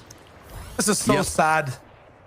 I mean, he does have couple of heals to hold on to as much as possible. The surge has been turned off because 70 players are alive. So that's going to be a moment to breathe. But iDrop now is going to have to go the solo ride. We have seen these work out so well, but I don't know, Shayo. I don't know. I mean, he already has to clutch. Can't we give him a break and maybe up the surge damage that already has? This man There's has no free everything ride. riding against him. No. There's no free ride, man. This is FNCS trios, man. This is, you got to earn your way through. Again, top 10 get through. And Taste and iDrop and Savage, we saw them in qualifiers run, going north, south, all different directions, but they keep going the same direction on the leaderboard, and that is down south. But Steelix and Heatsy and Snag are moving up the boards right now, sitting in that great position of 4th place. And Steelix and Heatsy and Snag, who are coming all the way from up north. Look at that, Storm Surge, 1100 above. And they're moving well as a unit. Now we're taking a look at the overview of the map. We see Benji, Amplify, Matzo coming from Hydro 16. Not a lot of rotations from them, as much as Teek's company, who went all the way to the dead side rotation on the south side. But we saw them pay off in that match 1 where they were able to rotate to the Pleasant on that dead side north side. But now we're seeing Steely, Heatsy, and Snag, 2 elims, 34 points total so far. Yeah, Cammy might be in the best spot with his trio down near the south, but no matter where Heatsy, Snagged, and Steelix are, I just feel like their position, their type of fight style is just always hard. Always in the best angles, have the best place to make as well. This will be a gas canister play. I'm trying to put down on the flames. So much damage above Surge. They don't really need that much more. Flick going for a few more elims in the feed. So their game's been taken off already off spawn with 3 quick elims, and past that, you're getting more in this zone. Very hard to confirm long range elims here as well. Everyone's always kind of all the way on full points. Anas taking some damage though from the storm, or from the inside of the storm with the AR. He's fine overall though. He'll heal up. I was just surprised at how many elims already Thomas, Anas, and Flick have. They literally come all the way from the Dirty Docks area, and they just run rough shot throughout the entire rotation. So not only they're rotating in, now they're barely just in for the moment, but they have so many elims. And now you're seeing the gamble. Now you're seeing the investment. If Milo pulls that half in and half out, they're looking good. If Anas, Flick, and Thomas pulls, they're looking good. But so many materials were expended by Anas and company into this rotation. So they have options. But no matter what, they fight well at high. They fight well together at low. This is one of these trios that could do it all. And already they're doing it all in this match, considering they weren't able to get in with 6 elims. Everyone still has to follow rules though. No matter what these guys can do, question is, how are their limits looking? For Anas, just 37 AR. It'll be tough for, I would say, one of the best, long range trios to confirm any more frags with that much ammo. And at the same time, Show, it's another race. Everyone's on the edge, has to move in again. Now we have a few trios that have gone, a little bit closer to the zone already. Hard find there with Astro. You can see it all the way in the distance. MXR is there as well. A few tags taken by Thomas as he takes the bouncer. Dexy chooses to run instead, spending so many mats. Castery follows through with all those builds already placed on the left side, and Anas has these builds to follow as well. Has to resort to using that SMG, the legendary variety, because that AR ammo is going to be so scarce and valuable. Not in the split either, because I assume it would have already happened, but I've been stressing it a little bit too much. I feel like it's still a big deal because AR is kind of where they get a majority of their, refresh eliminations. Absolutely. Now we're seeing Cammy, Teek, and Seti, who made the early move south, now opening up edits, and the Storm Surge warning means you're going to see more edits, and you can hear more shots ring out in the distance. And Steelix, Heatsy, and Snag are looking for a great opportunity to get themselves another trio wiped off the board and sent to the lobby. Pressure being put by Steelix and Heatsy and Snag, sending in some beams, but that just brings the attention for the rest of the lobby. Robaz gets himself a confirmation in the feed. Now they're going to fight hip to hip, and a lot of metal being expended here to hold on as much as possible. Now you're seeing the box fighting. This is the result of Storm Surge. Everyone looking for opportunities to get above it, like Shayo said, to be able to call their mom and be safe away from that Storm Surge as much as possible. And right now, Steelix, Heatsy, and Snag, actually Snag goes down. So now it's going to turn into a duo fight. Flames does get knocked down, but the lobby understands that there's a lot of not only elims, but the opportunity to get in and grab some loot as Floki Clement here, a very strong trio, takes out 2 of the Italians. The final filter to pass is basically this kind of section of the zone where everyone close to you in these boxes will be looking for shots. Unfortunately, it looks like Snag will not pass that filter. It will be Nako's actually filtering him out with that shot. Heatsy now left as a solo player, caught between 3 different trios. Just gotta hope that he gets one elimination before he goes down and gets to finish it off, but not really gonna be possible. We have to move all the way into uncharted territory. That pink trio you see on your mini-map on the left has had center control of almost every zone, and now they have position on this half and half that no one is close to. An almost max rotation again for the majority of the lobby. They're getting sent on a trip they do not have the tickets for, and they are not prepped for as well. They have not packed to move this far. So it's a rude awakening for the majority of people on this side of the map. And those pink triangles are Safik, Siberia, Jake, and Irez looking really good. Russian trio looking strong, and actually they're going to be very dangerous because coming into this from round 3, they have the most single game elims with 18 each, and that's actually a tie with Link, Storming Ride, and Seven Tor. So that's a very deadly trio. As you see, Fury here actually trying to contest, go up for height on the top of your screen, and they are contesting and fighting Safik and Irez. This is a battle. It's a build-up happening, but Irez is now sitting very on top of height and holding off that pressure. So now actually another trio, and that's Vortex and Co contesting height. Let's keep it up. Let's take a look. It's Irez now who is sitting at ultimate height, but still so many people understand the value of height, and a lot of people this meta Shio, a lot of teams have been kind of alphing for height, using that big build energy to get up there. Yeah, but there's only a certain times where you can actually output that energy. That was one of them. If you had your eyes slightly closed, it almost looked like a 7th zone rotation, the way everyone was harping in to get to that half and half. And now we pull away even further. No one has any builds all the way in the water. We're gonna have to move all the way across and get towards Rainbow Rentals. And I was going to say, man, that you're taking a look, Irez, Siberia, and Safik, that build-off used up so much of their mats. So they're going to have to find a way to hold on. This height endurance is going to be challenged and tested, child. Yep, and the people who are right beside them are Vortex, Nightsick, and Hi Chris. We saw these guys always operating off of what the game plan was of the trio next to them. They didn't have their own pathway to move over. They wanted to look for people to bully. So will they do that again? And how long will Rez Umi stay on height? Siberia Jake will move forward. Safik is there too. Resting all the way towards the back. Teak does go down, but there's a lot of time to get that resurrection off. Unfortunately, though, pressure's still there, so possibly that pickup denied. Astro, ADN, though, are going to be the front runners of the mid-ground tarp layer, and they're looking really good so far, keeping the pace for the entire lobby fast. And let's see if Irez, Siberia, Jake, and Safik, who have been kind of quiet coming into this match too, may be able to turn it up here and cash in as much as possible. So far, another knock on Play Well Pinke. That's 4 elims total, and they're looking very strong. And you hear the harpoon going off in the distance as Amplify is able to get a knock on Cammy. You're hearing that harpoon off in the distance, meaning the refreshes are there. So that question of can they hold on to height is being answered with their play. They're holding on to height by getting refreshes and making sure they rack up as much of those materials as possible, Shio. Yep, and past this, I think we have Amplify and ADN on the same layer from opposite sides. Nate also in the middle of the entire destruction going on in the center of these builds. Up top, though, Siberia Jake stays high and dry. No issues there as Benji and Amplify go down on the backside, unfortunately. Past that, though, now we see the real trios moving forward strong. No actual pressure near them at the front side of the top, but at the back, Fury is popping out with Safik. Floki taking some elims too. Night6 fights the trade onto Floki though, and Kassery goes down to Ro. Babs all the way down below. Razumi can do nothing but just watch as his metal builds below him, denying him any access for any bullets or shots, any elim potentials from the top side. But they have got a few refreshes to keep this height alive. Past that though, the zones are closing down. 5 trios left. We're going for that top 3 level of placement, and height is also getting chopped slightly. Razumi has only 5 builds, is running out fast. And you're taking a look at the low ground. I was seeing who is on the low ground that's been wrapping up everybody that's getting pushed down to them from the team from high. It is 4ZR, Kezix, and Nate. And look at the number of elims, ladies and gentlemen, boys and girls, folks from everywhere. You're looking at a 10+ elim game right now, 58 points total, and they're racking up. And look, they have the heals. You got floppers, you got cabbages. The question is, will they be able to fight height and walk away with the victory royale? And Safik does go down. That opens up that door. Falconry doing some damage. So that height is going to be challenged, and that's going to be from Falconry and Skype. So hey, that's an opportunity for 4ZR down on the low ground to be able to do some damage here as much as possible.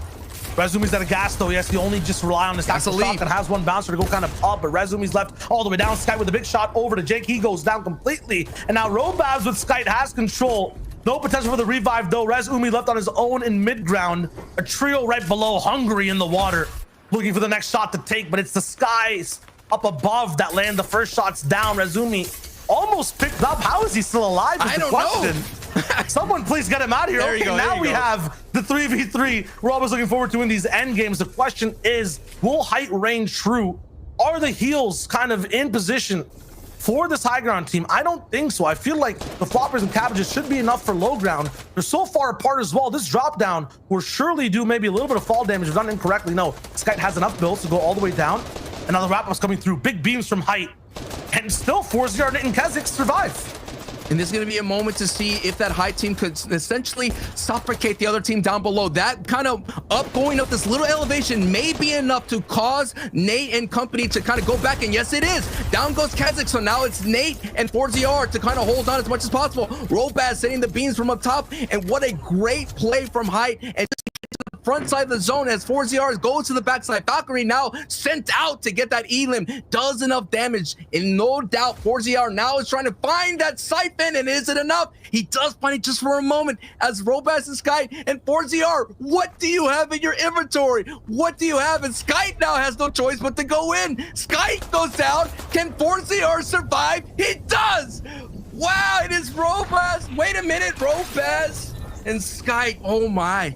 That was so close. I thought 4ZR got it. It looked like he was able to do it. He went out, almost got that siphon, but it was that play from height and the rotation on that zone that was able to squish it out right then and there. But great play from Falcon and Sky and company to be able to take height at that in game and win away with the victory royale. Yeah, I like the fact that they stayed back and then kind of, as you mentioned, went up and over towards the front side to control the entire zone. And then a very good bouncer tech from Robabs to make sure he has the space available to both deny the damage from the shots and have room to pop those floppers from a distance to secure that win. Overall, an eventful game from start to finish. Zeke will have everything with Reese and Levin to talk about from the stuff we missed on the main screen. Yes, Europe. Yes, continue to bring the action. That was insane. Reese, I really kind of quickly want to come to you. Last week, and in case you guys have not seen it, we created a package that we have put out. Reese, we had Shywager, we had Kelly. They talked through some of the things that we were seeing. And specifically, Falconly was one of these trios that we saw was having trouble with Storm Surge in like all of last week, his trio. Now we see him make it with his trio to endgame. And he's the guy saying, look, you know what? Whatever happened last week, this week is completely different. This is fresh. And he's the one like just full send running into Storm, trying to track down fights. This trio is looking really, really good. What has changed for these guys? It's tough to say what's exactly changed because last week, they ended up placing 20th, and overall, their games just kind of hit or miss. They really were just placing between 13th and 20th in every single individual game. They weren't getting into that good placement thresholds. They weren't getting many eliminations, and they had Misty uncontested. This time, they're still contested in Misty, but they're only taking half of the loot and disengaging earlier, which means they're not struggling with their Storm Surge as much because they're rotating earlier, which means, guess what? They're not going to go down earlier, then they can keep going to the end game. And in that right there, that last minute, Falconly almost choked the play. That luckily that zone was kind of going uphill a little bit, and that choked 4ZR into that heal off earlier than he would originally anticipated because he still had materials left. So he goes back in, and Falconly gave him that siphon, which could have been a huge mistake, but luckily because it went uphill, it ended up choking him out. So really good play overall from that team, and very, very consistent. I'll be honest with you guys, I wanted to come into this, right, talking about how, Nate, Kezik's 4ZR had just pretty much shown us a low ground masterclass. And to be fair, they did, right? They showed perfectly how if you're playing low ground, even sort of like mid ground, right, you want to be prioritizing staying ahead. You'll be able to pick up so many limbs, right? You see Nate there on low ground, just holding out his charge, max charge, just waiting for people to just drop down into his crosshairs. And it was so effective. The key detail, though, they were literally played that perfectly up to the final moments. Always have to be aware of the terrain, right? Wasn't aware of the fact that it's going uphill. Once it's going uphill, you want to prioritize staying ahead at that point. You could prioritize staying ahead the whole end game, right? That's all good and well. But if you don't remember to do it at the time it crucially matters, right? When it's going up a hill, you see exactly what happens there, right? Falconly and that, they're able to just sort of suffocate them down the hill, and ultimately it wins them the game. Yeah, and just looking back at some of the earlier game clips, how all of this unfolded, if we're looking back through Kiriachi, Jamside, and Fury, if you remember back to the last package we talked about, they ended up landing Weeping, right? And they got bullied off spawn, so they ended up changing up. And here's our team that was performing extremely well. Arizumi, Safik, and Siberia as well. These guys changing up a little bit, moving in, and hitting a beautiful snipe. And that right there, Storm Surge sorted. Yeah, I think that's one of the things we've seen this season, right? What players are able to do with that sniper rifle, being able to sort your Storm Surge out. Thomas HD, one of the better players in the lobby right now, over at Dirty Docks, they're home. They won out this off-spawn engagement, and you can see the L-Dance comes through, right? Trying to taunt the players a bit, right? You don't want these guys coming back giving you problems. Look at this, though. Benji Fishy, he's so impressive, right? He is so impressive, and he's about to make a play here, which I think everybody at home will appreciate. That rocket launcher comes through. Harpoon, trip down. Oh my goodness, Benji Fishy, you are one bad boy. I can't believe my eyes when I see that guy. He is so amazing. Taking a look at the standings though, Train H boys on top, Sky, Falcon, Lee, Robabs taking that first place spot.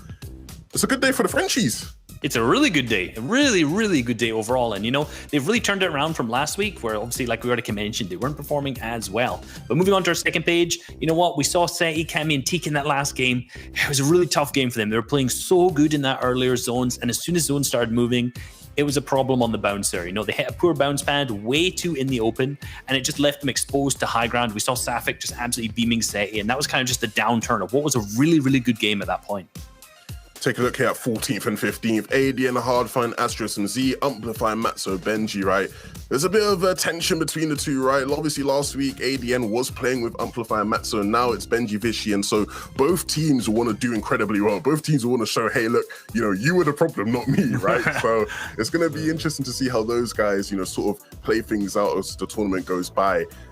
Really interesting stuff all around. I think I've been super impressed with the level of play we've seen. I think certain top players who necessarily don't get, you know, the bright light shone on them all the time have really stepped up to the plate. And like we said at the very beginning, right, it's a great day for France, clearly. Dude, I love that because, yeah, it's like we're seeing so many different pockets of players that are performing at high levels, doing crazy things, low ground, high ground, retakes. It's all showing up here. And don't forget, we got 4 more games and we're getting right back into the action. So we're going to kick it back to the casters. Let's get back into it. Let's set it up indeed. It's me and Sancho up in the business right now for EU Qualifier 2. I hear you. I think there you go. There you go. Hit me with it. Hit me with it. Hit me with it. I was thinking Qualifier 2. We're up in the business now for EU. We'll see exactly how it goes down and how things will mix up in game number 3. Falcon Lee, Robabs, and Skype all the way over at Misty Meadows. Nakos there as well. And both these teams having good games despite being contested so far. Yeah, and the neighbors not only in drop spot, but on their leaderboard. And like Levitt and Reese said, France is on top, taking up 1, 2, 3 of the top spots and looking very strong. And Sky Falconry and Robaz were able to kind of take that high ground at the very last minute, and they just went up for it. And we talked about high ground takes, and we saw one happening into that, you know, against Siberia, Jake and Safik, and they went up. But Falcony and Sky, you talked about it. They timed it perfectly, and they were able to not only capitalize on that, but walk away with that Victory Royale. Yeah, double perfect timings and getting that crucial revive as well was just huge. And that trio past that door at Retail Row. Looks like nothing is kind of, you know, really going back and forth, so to say. There is not really too much strategy breaking down between these fights. It's just over and over again. Head-to-head collisions from Wishy Trader and Rax against the Playwell trio. Right now, Playwell actually not looking too good at all. Looks like they got aggressed on first. Mistakes fixed from Trader's squad, and they're the ones to win the engagement. Yeah, I mean, that is, you know, Trader's company is currently sitting in 33rd place right now, and it's actually going to pick up their first elims of the day here in round 4 of these qualifiers, week 2. And Kirachi and Jamside, we talked about them being dropless. Looks like they found a home out there in Lazy Lake, and sometimes within these tournaments, you gotta mix it up a bit. Maybe find a trio that you could actually match up well. And Jamside is one of those people that knows how to do that. He's been a part of this EU region for a very long time. I mean, this coming from Russia, you're taking a look at just the accolades. He was actually in the World Cup days playing with Proxima Star. And so that's kind of crazy that they've been that long. Actually, let me take a look here. Actually, it was Domentos that he was playing with the Royal all those times ago. So very nice to see Jamside being a good thing. Is actually legendary, his other trio mate who's played with the World Cup duos with Proxima Star. But hey, Trader, you got yourself on the board. Let's see what you can do with it. Maybe absorb the power of play well, and maybe that'll help you As we said, play good, play great. Ultimately, hopefully, play well. They haven't really. Even if they do end up playing well past this point, it's all the way towards that end game, having the experience of the first 2 games as well. It feels like everyone's kind of in a flow now. They found the layers they like. They understand who are kind of the leading captains of height, who likes to play low overall over these last 2 games. Very true, who's just winning off spawn now in any of these hot contested spots, like Steamy Stacks as well. I'd have a rude awakening, understanding that this is not even the hardest portion of the game you have to go through. It's just the first test. And now Void has been not getting, you know, the most flashy grades in these first few exams. Passive there as well, trying to savor something from this fight down below on the walls. 7 Link and Stormy Right have been, you know, successful off spawn and winning this engagement at Steamy. But you're seeing what could happen here is now 7 is trying to hold the wall as much as possible, try to get a pre-fire shot with a great tack, does not find the connection that he was looking for. It's gonna have to retreat. But this is the kind of a metaphor throughout the entire day between Pafo and Passive and Link and Void. I'm sorry, you're seeing that it's leading to a single-digit day so far from this very strong trio. This is something about Steamy Stacks. And now they did pull zone, so this fight's going to last a little bit longer. A lot of their pulls of the day have been going away from this POI. As you see the shots between Void and Stormy Right happening on the top side. Now the pressure is on. Yeah, Passive goes down.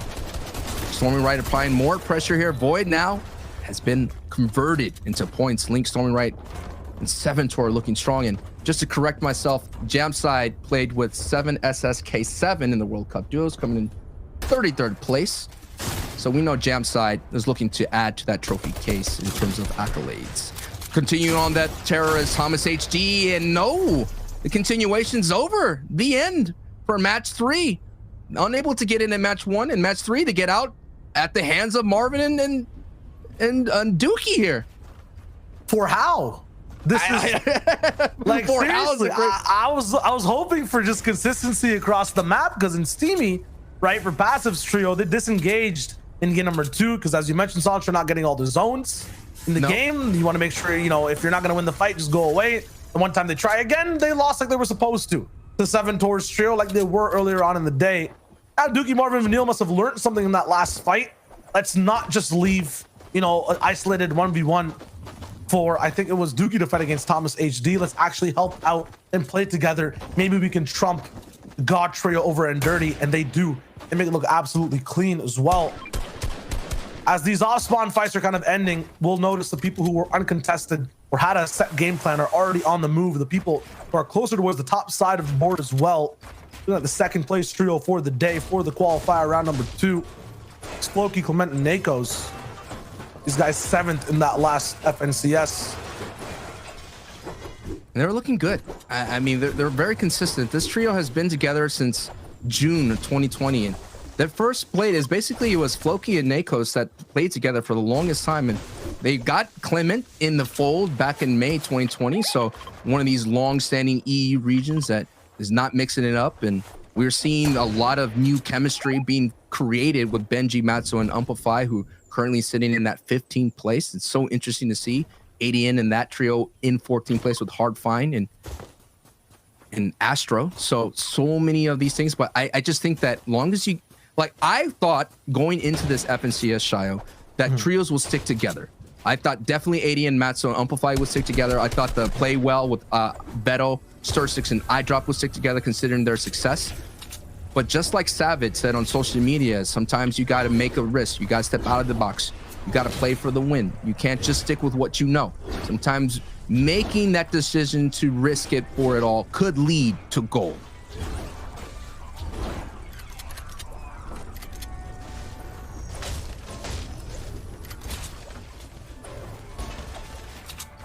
Always decisions to make. I also, you know, kind of expected that a lot of trios would stay together, but as soon as one breaks apart, there's a kind of trickle effect where another one needs to change as well if you want to make do and find, you know, a new squad to have in total.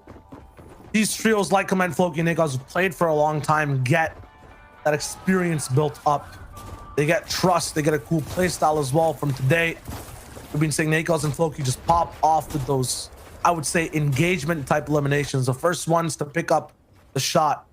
Reese mentioning Clement's kind of the most prestigious, or one of the most prestigious players kind of just in EU in general, making almost every single, or if not every single grand final since FNCS has been a thing.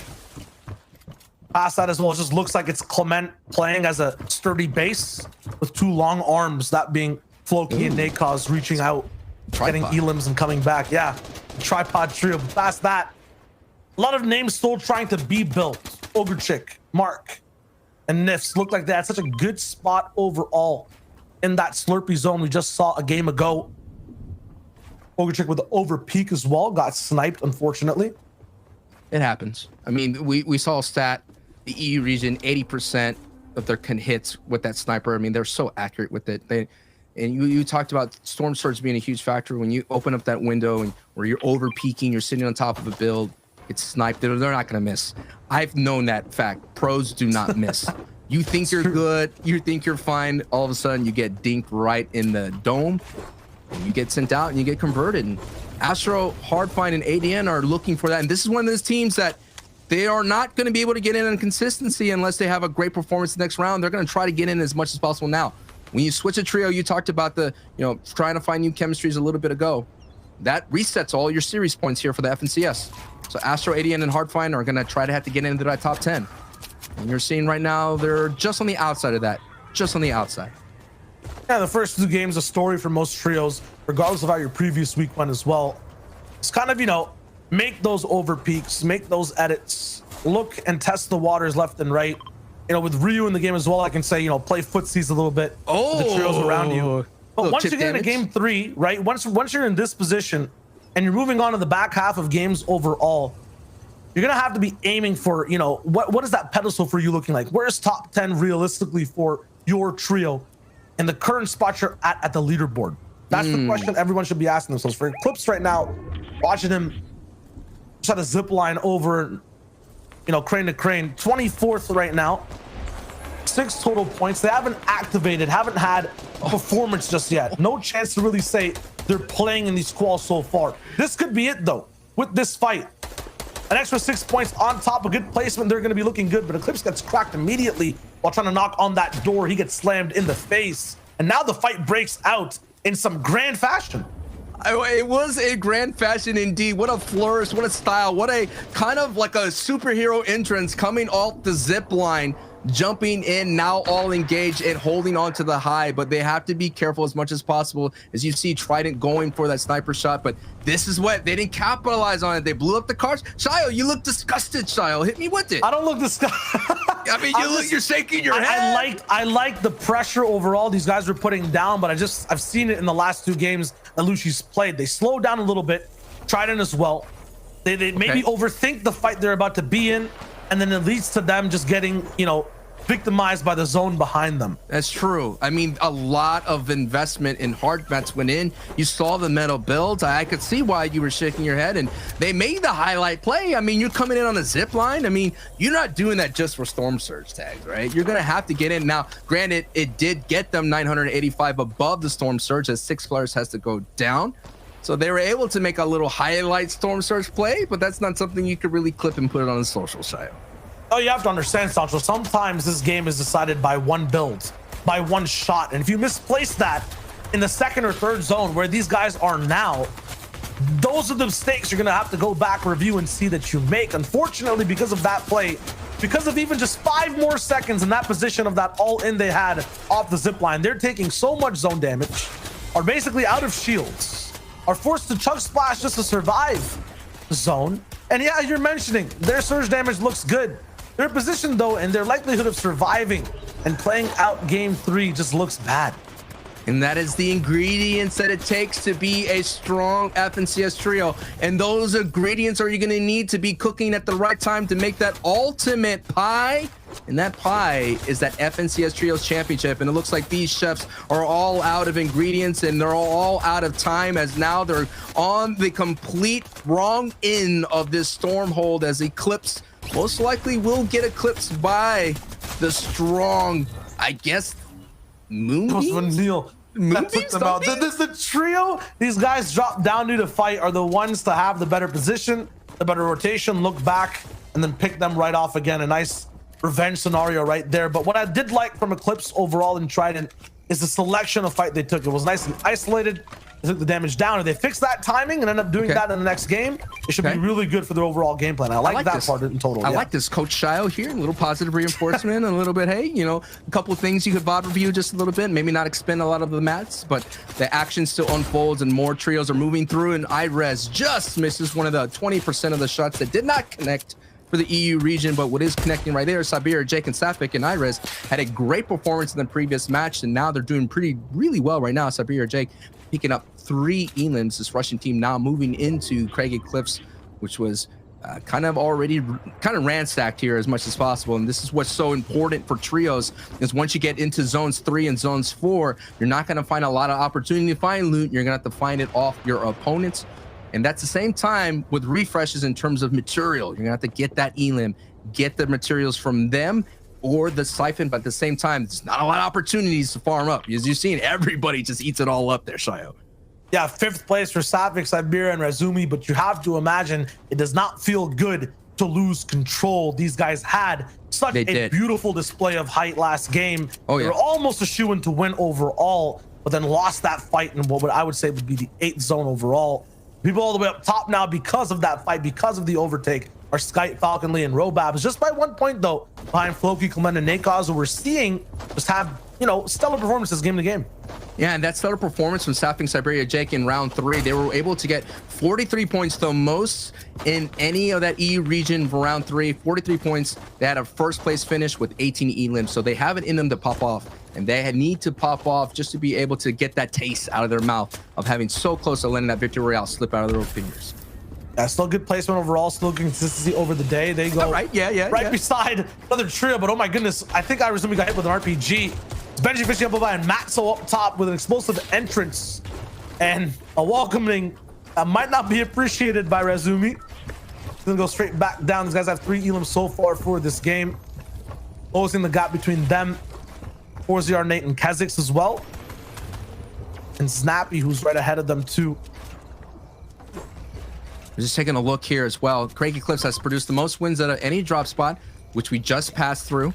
And now we have a new line created here by Zone 4. Zone 4 has created this another congestion zone here on the south side. And looks like Putrick, Toos, and Zappy here are fully committed to that hype. Benji and company are committed to hype. They have that RPG landing in the Hydro 16. Coming into this match in 15th place. And Floki, Clement, and Nakos in that top 3. Looks like Storm Surge. Only 5 people have to go down. I don't think Storm Surge is going to be a factor on this rotate, because you're going to see a lot of people go down heading into the safe zone. And it's going to be dangerous locations here. Going to take a peek into the future. If this zone pulls any further north, you're going to have a lot of water to navigate through. So holding on to as much resources as possible on these rotations are going to be key. But it looks like Floki is stacked with a lot of floppers. You've seen it. His inventory is just fished out completely, so no doubt Floki will be that man. So he's going to be very important for this trio looking forward, folks. Let's set this up here. If Floki goes down, that's going to kind of throw a wrench in Nakos and Clement's plan, because they're all invested into that heal off, so to speak. But heal offs don't matter if you're down and you're out, brother. Yeah, at the same time, it's kind of like a game of protect the Prime Minister with Floki, but he's the one on the front lines, needs no Secret Service to land the shots on the Dookie too. And Marvin's right behind him as well. But Neil, these guys were so good at playing a long-range game, but Floki goes down, and that is insurance removed. Now, Nakos looking absolutely naked. There's no chance for, never mind, Marvin all the way at the back. We didn't get to see the 2 elims pop off quick. Looks like Floki was just there for a little bit of bait. Question is, where can they really get that res? Is Steamy a possibility? I mean, that's what's scary about investing so much into that heal off, putting so much into that. You don't have a lot of like offense to defend yourself. Essentially, you're a walking llama, but a walking llama filled with fish. I don't know if llamas eat fish. I'm not a scientist. Maybe Reese and Levin may know. They're smarter than me. But what I do know is Bad Sniper, Laxus, and Tripper are still having the same result that they had previously in qualifying 1. I mean, they haven't popped off just yet. They're still middling in the middle of the pack with the leaderboard, but this may be a strong opportunity. They do kind of pull that half in and half out, but you know who does? And I know who's there. It's Benji, Matzo, and Amplify. They're sitting pretty, and they have that RPG in their arsenal. So if anyone's gonna try to contest height, it ain't going to happen. And at the same time, another person that's up there is looking like it's Zeus, Patrick, and Zappy, who's also sitting at height. So we may be seeing a sneak ambush play here that's may be happening soon, but he has that pressure cooker of that charged shotgun ready to go. So, hey, if you're going to try to take height away from Patrick Zeus, you may pay that toll on HP.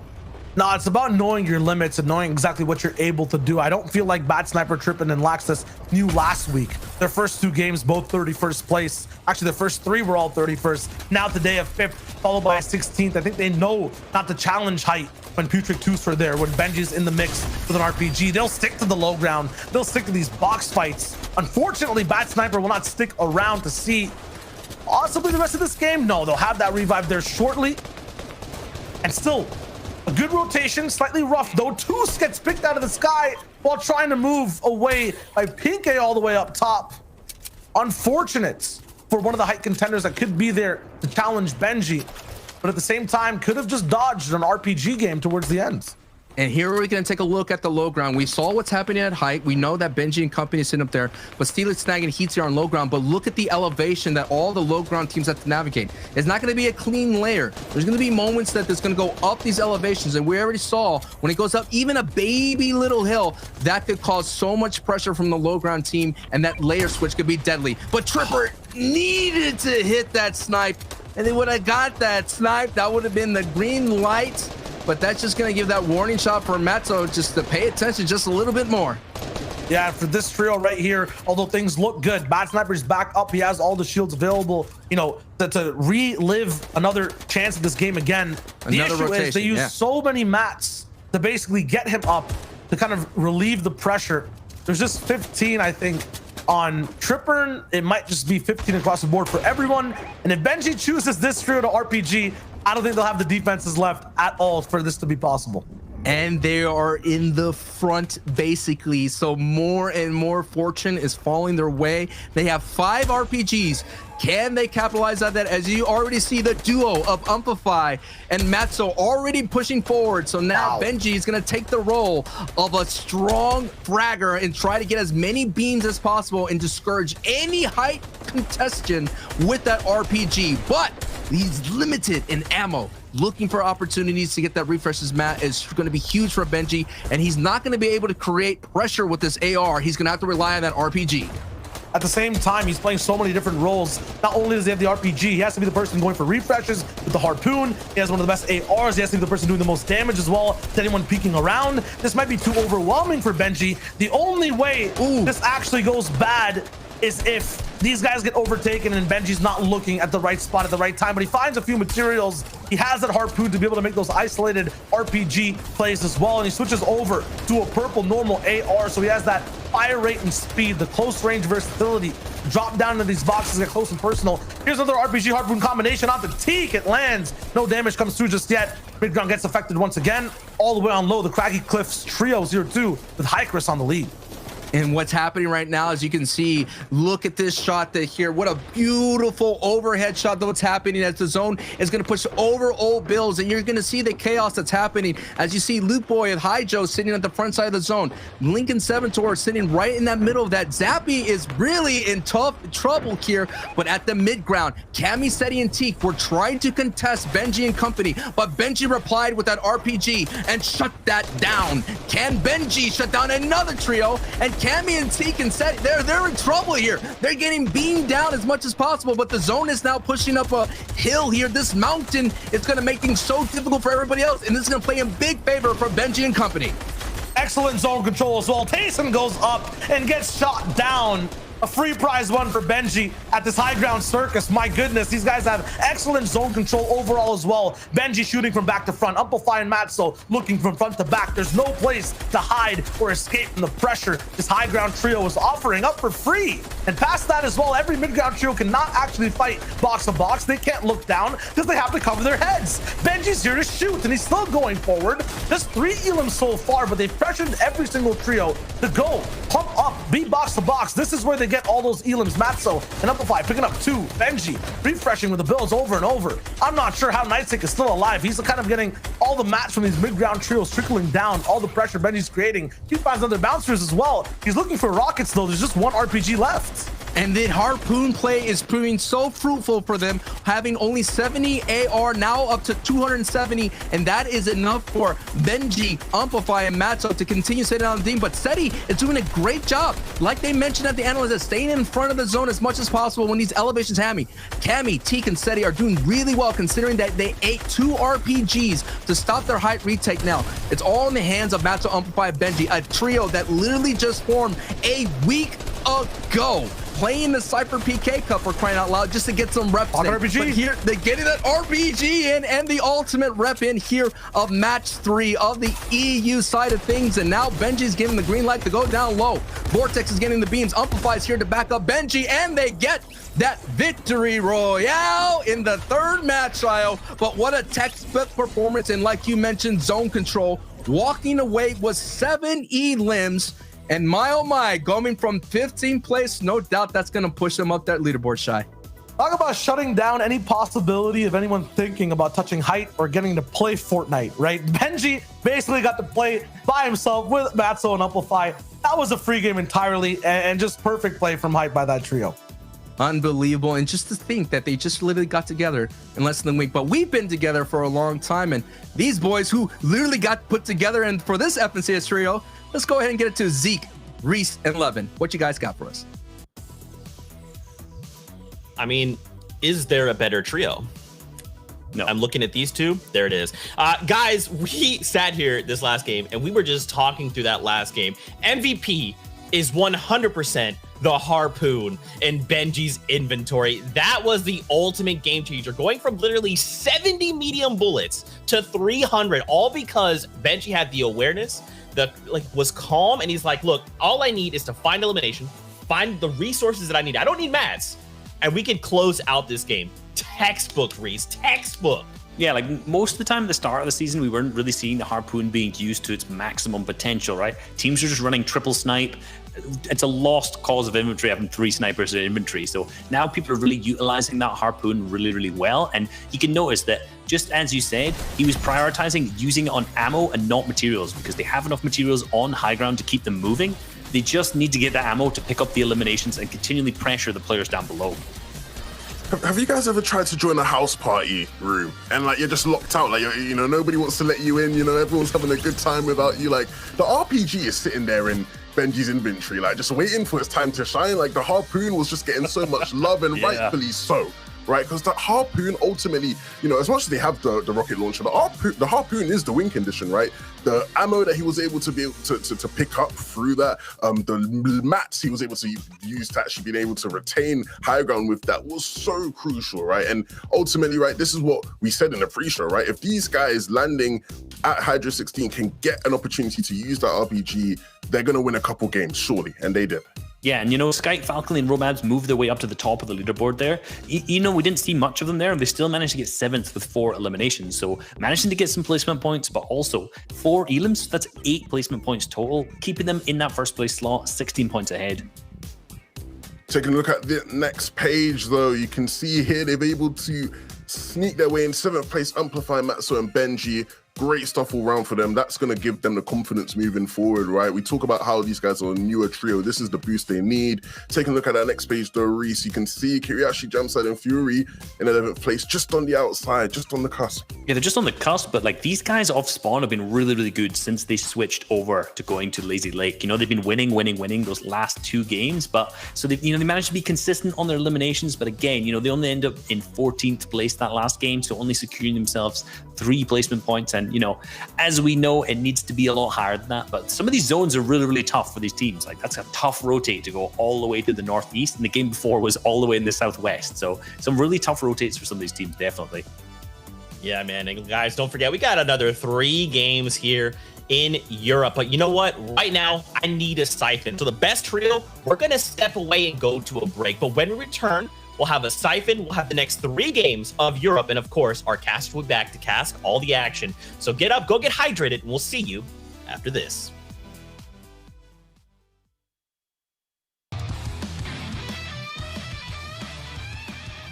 Early aggression, something the best teams are using to speed up their games and win tournaments. Today we dive into game 2 of NA West. and see how two different teams use an aggressive early game and translate it to an amazing end game. I'll toss it over to Resub to break down team number 1. Team number 1 is Favs, Wavy Jacob, and Jay, the first place team from round 4 of Qualifier 1. Starting off their game at Misty Meadows uncontested, they have a lot of time to build up strong loadouts for early aggression. Every member of the trio starts off the game with epic ARs, double Dragon Breath shotguns, max minis and shields, and fast heals such as floppers and chug splashes for aggressive plays they might want to take.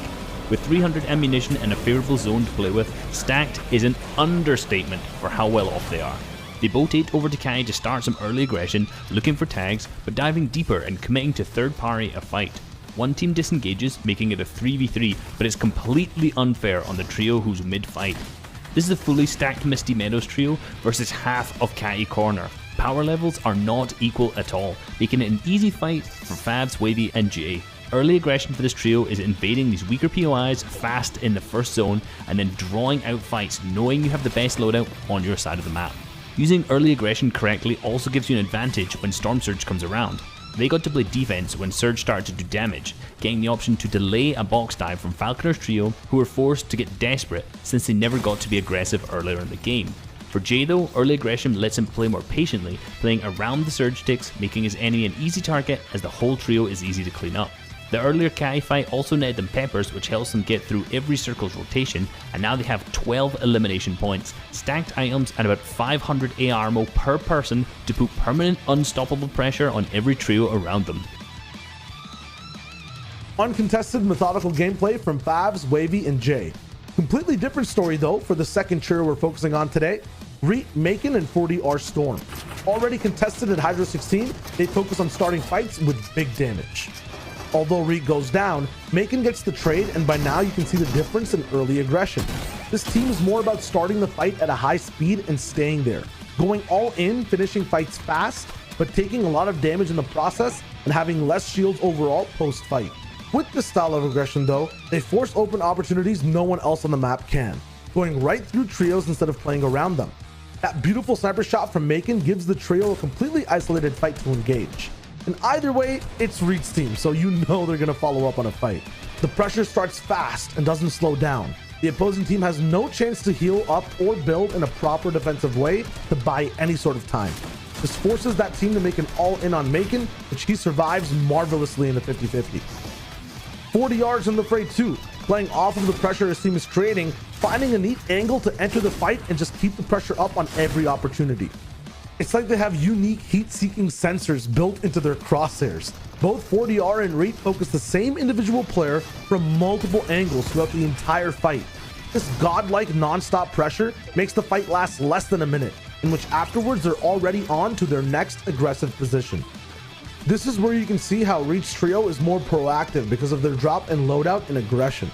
Instead of playing around trios for surge and picks, they force some damage in with an RPG, noticing that the team below them was taking surge damage. This is a crucial time for a map refresh too, and this trio takes things into their own hands instead of waiting for the opportunity, knowing the enemy team can't heal. They secure free healing points and insurance for the rest of their endgame. How did early game aggression really affect the rest of the game for both these trios though? We have to bring in Kelly to give us an endgame breakdown. Now we've made it to the endgame, where Favs, Wavy Jacob, and Jay see themselves with a stacked loadout due to a few stress-free rotations. Their early aggression allowed them to shift their focus from diving boxes to surviving, and even an opportunity for them to split more than usual. Once the low-ground battle began, so did their reign of terror. Ripping apart other panic trios and grabbing several eliminations garnered them 24 elimination points and a third-place finish. Even with great rotations, another top team, Reet, Macon, and 40R Storm, ran into some trouble after Macon went for a pick and in return is picked off himself. However, between effective early aggression, smart engagements, and great timing, the duo was prepared to face the endgame regardless of being down a man. 40R and Reet pop off, and with a bit more fortune, the victory royale could have been in their grasp, but instead they finished the game in 4th place with an incredible 13 eliminations. With early aggression, you can be reactive and planned out, like Favs, Wavy, and Jay, or proactive and fast-paced, like Reet, Macon, and 40R Storm. Either way, you set yourself up with great loadouts, huge point swings, and some top finishes in the highest level of tournaments. It's hard to pull off, but keep practicing those game plans off the drop. And who knows, maybe you can be qualifying for a finals in your region. That's all the hot action we have though for now. Stay tuned for more fast pushes in NA West and beyond this FNCS. We'll be seeing you on that battle bus.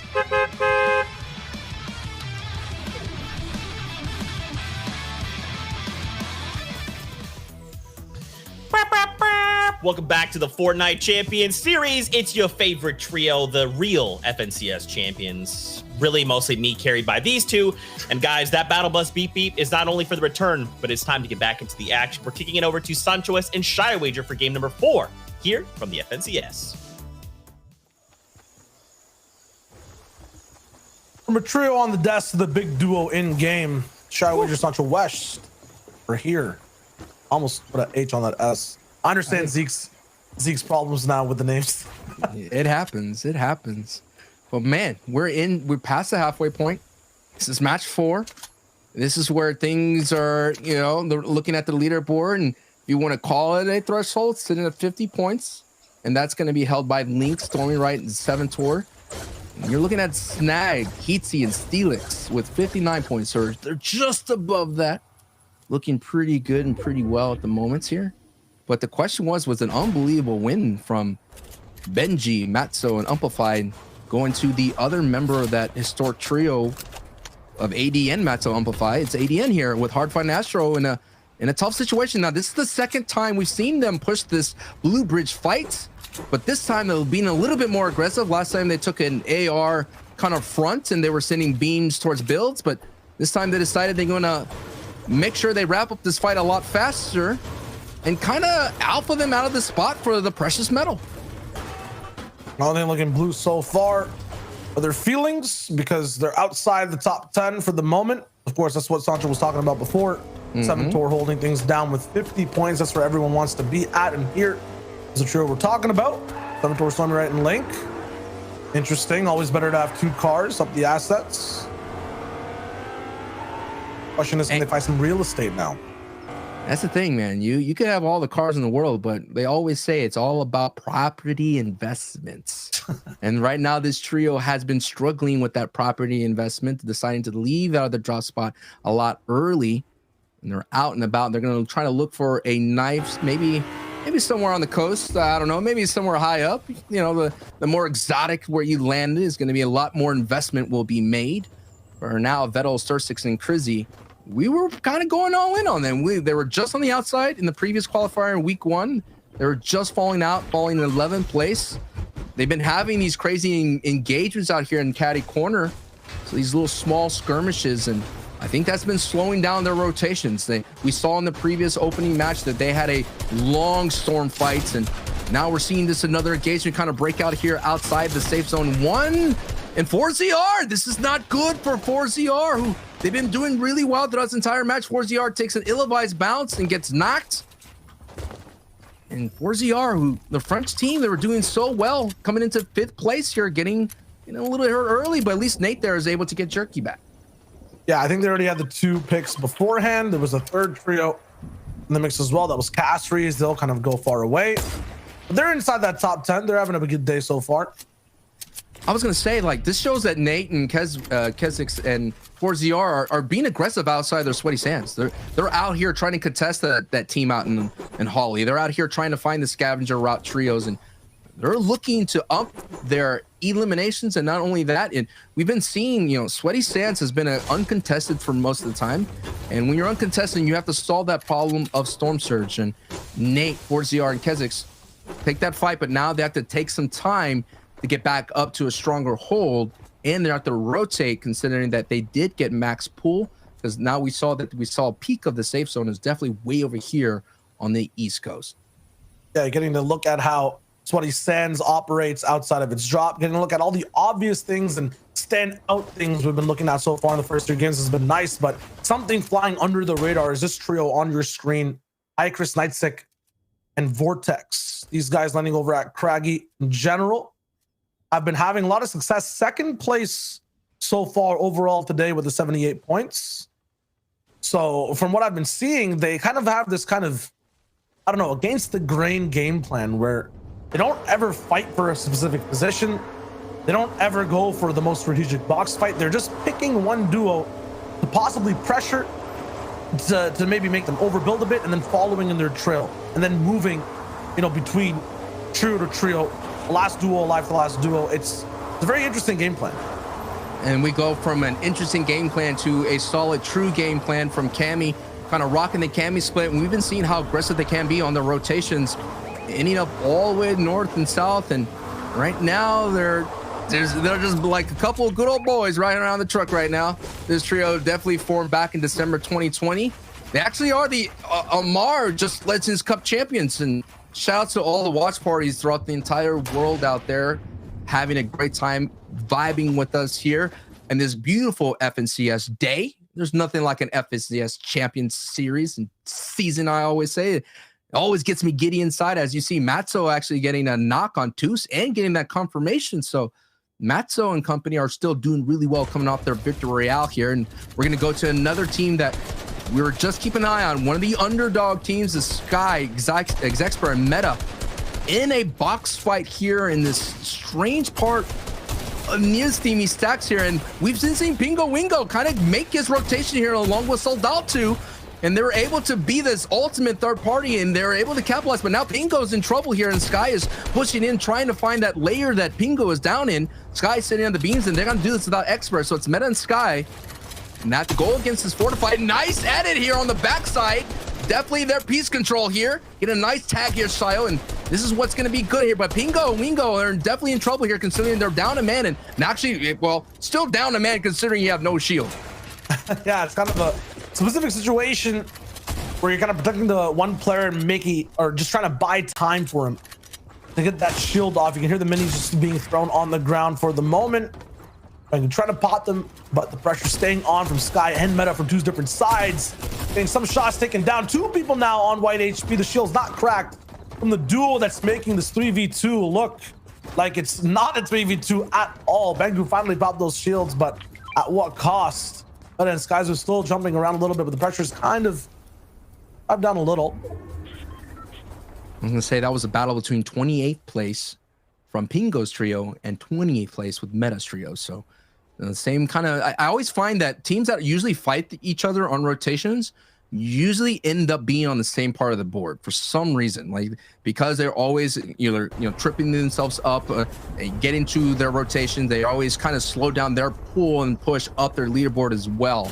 But then another team that's been kind of deciphering or by kind of making a lot of aggressive engagements throughout the entire map is Tayson, iDrop, and Mr. Savage. We've been seeing them in Weeping, we've been seeing in Stealthy, we've been seeing them, of course, where they drop in Salty Towers, but now they're going to take a very strong position here in the middle of the zone, it looks like, and now going to set up their bases and looking for the tags. And Tayson, Mr. Savage, and iDrop have been having a strange day in a sense where one person's down, one person's solo, but they're the kind of team that if they want to get in, they can. I mean, we did see Vidil and their trio kind of just pop off at the last moment and able to get into that top 10. Will Savage and that trio decide to get in here today? That will be the question going forward. I mean, they did that last week. If you're talking about Vidil, on the fact of early aggression into a big pop-off clutch in general. From all the early aggression I'm looking at from Savage in general, iDrop as well, and Tayson, there just seems to be mistakes going on in every single fight. It's unfortunate. All their early plays not really working out in total. We'll have to rely on that end game, which is not always the most consistent for every single trio. There is one that can do it. It should be Savages. Past that, though, there's a lot of big contenders up for grabs today who've repeated from before or have been here last week, and some who haven't, like Fasteroki, ADN on your screen, like Nightsick, and Dex. All these guys, new contenders, all at the Coliseum as well. Fights breaking out down below, and there's a lot of people circling the stage as well outside on the desert. I don't think anything will break down here. They shouldn't be close enough to really get down in this box fight unless Vortex, Nightsick, and crew force this, which they have been the entire day. They always end up cornering one trio and then just hunting over and over and over again. Yeah, and that's what got them on the second place on the board with 78 points. As you see, Sky Falcon and Robas, with their consistency and their nice one victory royale down there in the swamps, were able to push them up just a little bit higher. But you're seeing it's a very close fight. This week's a lot closer, as you're seeing Fasroki getting a nice knock right there and a confirmation. They're pushing in as much as possible. But Bobby, Helix, and Desi, they're currently sitting in 12th place. This engagement's huge for them because, again, the top 10 are in. And for a trio like Dexy and Bobby and Helix, it'd be huge, but it's just so claustrophobic and so crazy to fight here in the Colossal Coliseum. There's just so many angles they have to be mindful of. At the same time, there's sometimes a build can't be produced at a certain angle because of the natural terrain that kind of pops up here. So much of a box fighter's haven, and we already see Fasroki, and that just means they've been here for a long time. I mean, this fight has been going for the entire match. They haven't moved, and those are the kind of fights that I'm always wary of, because once you expend so many of your materials, before you know it, you have teams rotating right through you. Yeah, it's an ultimate brawl, but definitely not their final destination, so to say, in that Coliseum. They will have to move as the zone is kind of further away. 4-0 Keziks as well, kind of a tale of duos in this game. There's a bunch who are just barely fragmented and alive, playing kind of their last legs, trying to find a way to either get their third member back into the party, but at the same time, not many opportunities for a reboot van up in the center of the map. I think the only one available is that Colossal Coliseum. Yes, and that one is always sketchy to go to. Yeah. You always think that there's someone standing on top of that fortified fortress of the Colossal Coliseum. You all know, whoever plays pubs knows how dangerous a reboot can be, especially there. But we're seeing a very dangerous trio. Mooking up for it. Look at it. Clement is the only EU player to make every FNCS Grand Final. There's not a lot of people out there in the world that could hold on to that accolade, that stat, as Clement, Nakos, and Floki are sitting with 77 points, having a great, fantastic day, looking very strong. Most likely will qualify here in round 2, but we still have a couple more matches to go here, Shayo. And the question too is, like, what does that actually mean for Clement? How does it change the way that trio plays? It means they have a lot of experience of every single meta that's been kind of delved down in every FNCS, and at the same time, a huge arsenal of options no matter what happens. And I want to know is what meta will be formed here today. Already, for those of you that missed it, I mean, Tayson, was it Tayson or Thomas? Thomas went up to height in the previous match with the dub shotgun. The dub shotgun is an exotic weapon. Already there's rumblings on social media about the Big Chill, another exotic weapon that could have a factor into late game. Metas are always forming, and we're on the very infant stages of the FNCS. This is barely the second week. And for those of you who don't know, the exotics are only available through accruing a lot of gold currency, which you can get through character quests. So I'm so excited to see when will be the first kind of like, I guess, like flourish or the celebration of the exotic weapon being used. We've known the mythical weapons in the past and previous metas that Clement has been able to navigate at the same time. But what trio is going to pull out that ace up their sleeve and just show the world what they can do with those cool exotics? Well, it's not only the trio that's using them, but how you react, right? Like, so far, you've had to react to that type of explosive meta, whether it's clingers or RPGs. If Benji's on height, that's the type of game you're playing. If it's a meta where, you know, low ground's actually reigning true, how do you survive against that? I believe we saw Floki at one point just trying to stay alive as the last member of the squad in game 2 or game 3. There's certain situations you always get put in right now as well in the mid game. A lot of snipes being, you know, driven down on the map. There's been times where we have no use for snipers in the game and no one's carrying them at all. And other times like this, where every single trio has one operating sniper that you have to take care of as well. There's many different combinations of games being played from the past and completely new ones. Like, you know, playing against that snowball launcher, like playing against a shotgun that can send you straight towards the skies, and gas canisters as well. A remnant from last season, and now they're still rolling through. 7 Tor, Link and Stormy, right, looking to make that top 10 a little bit more secure, maybe a top 5 after this game. And no doubt that gas canister play from 7 Tor was a Storm Sword type play. They're currently sitting below it, trying to get any kind of damage on passive Void and Bafo, but all they did was just stop the rotate. Now passive is going to take a little bit outer rotation here, avoid any of the beams from Laxus, who's sitting up there with a beautiful metal base. But look at 121 below and 12 people have to go down. So that is why you're seeing this box dive as Seventor is doing their best to hold on as much as possible, as Bafo's Trio's retaliation is angered and is fierce as much as possible. So now Seventor, Link, and Stormy are now on the back foot, backs against the wall, as Passive and Balford and Void are giving them receipts for their gas canister aggression. And that's the story that's happening there underneath the bridge.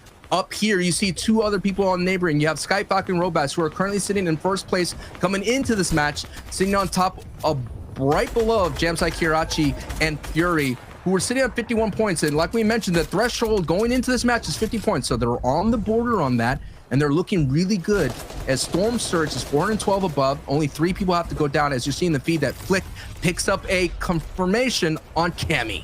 Nice rotation here so far. And then Seventor ends up going down in that fight we saw with Passive.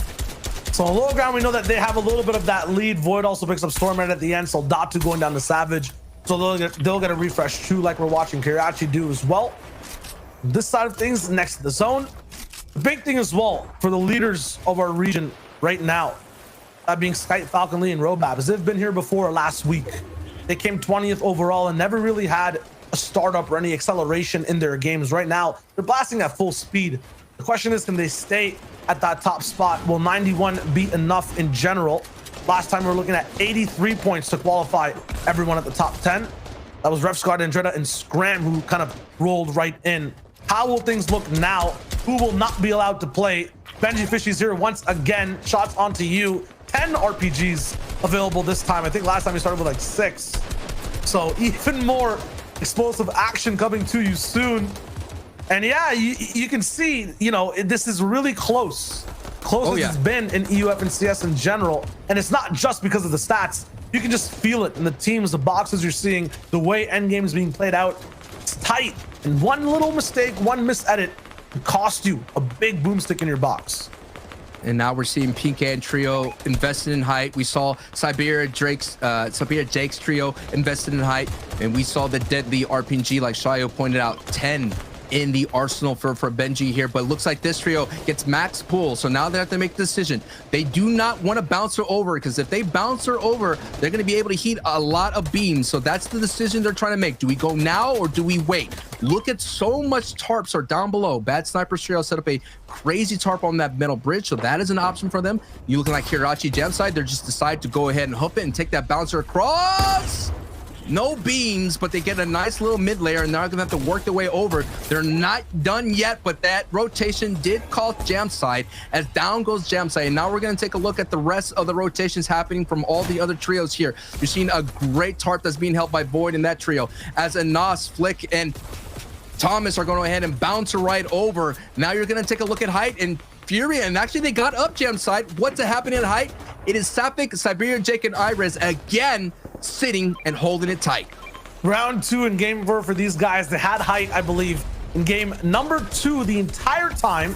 We're all the way up top, but in the 8th zone got taken down by Robabs, Falcon Lee, and Skype. So we'll see how they handle off things this time. Kiriachi, though, is going to be moving in with Jamside. Fury still alive. These guys are very aggressive for every single box, but don't want to drop straight in. Benji's found an Elam as well, so he'll start to move up the ranks. The question is, how is everything looking on low? Void is still stuck down there. This time of fight, he can't win 3v3. He goes down. Bad Sniper stays alive. Razumi has the beam so far on the second layer right below them, but it's a full metal base that Tayson has the defense to play with. It's not going to be that much of a problem for him to defend against those shots. They move over towards low ground as well. Storm Surge is taking 2, I think, on the Nakos, which is actually really uncharacteristic for that trio. Bad Sniper going down below 2. Flick picked up that Elim.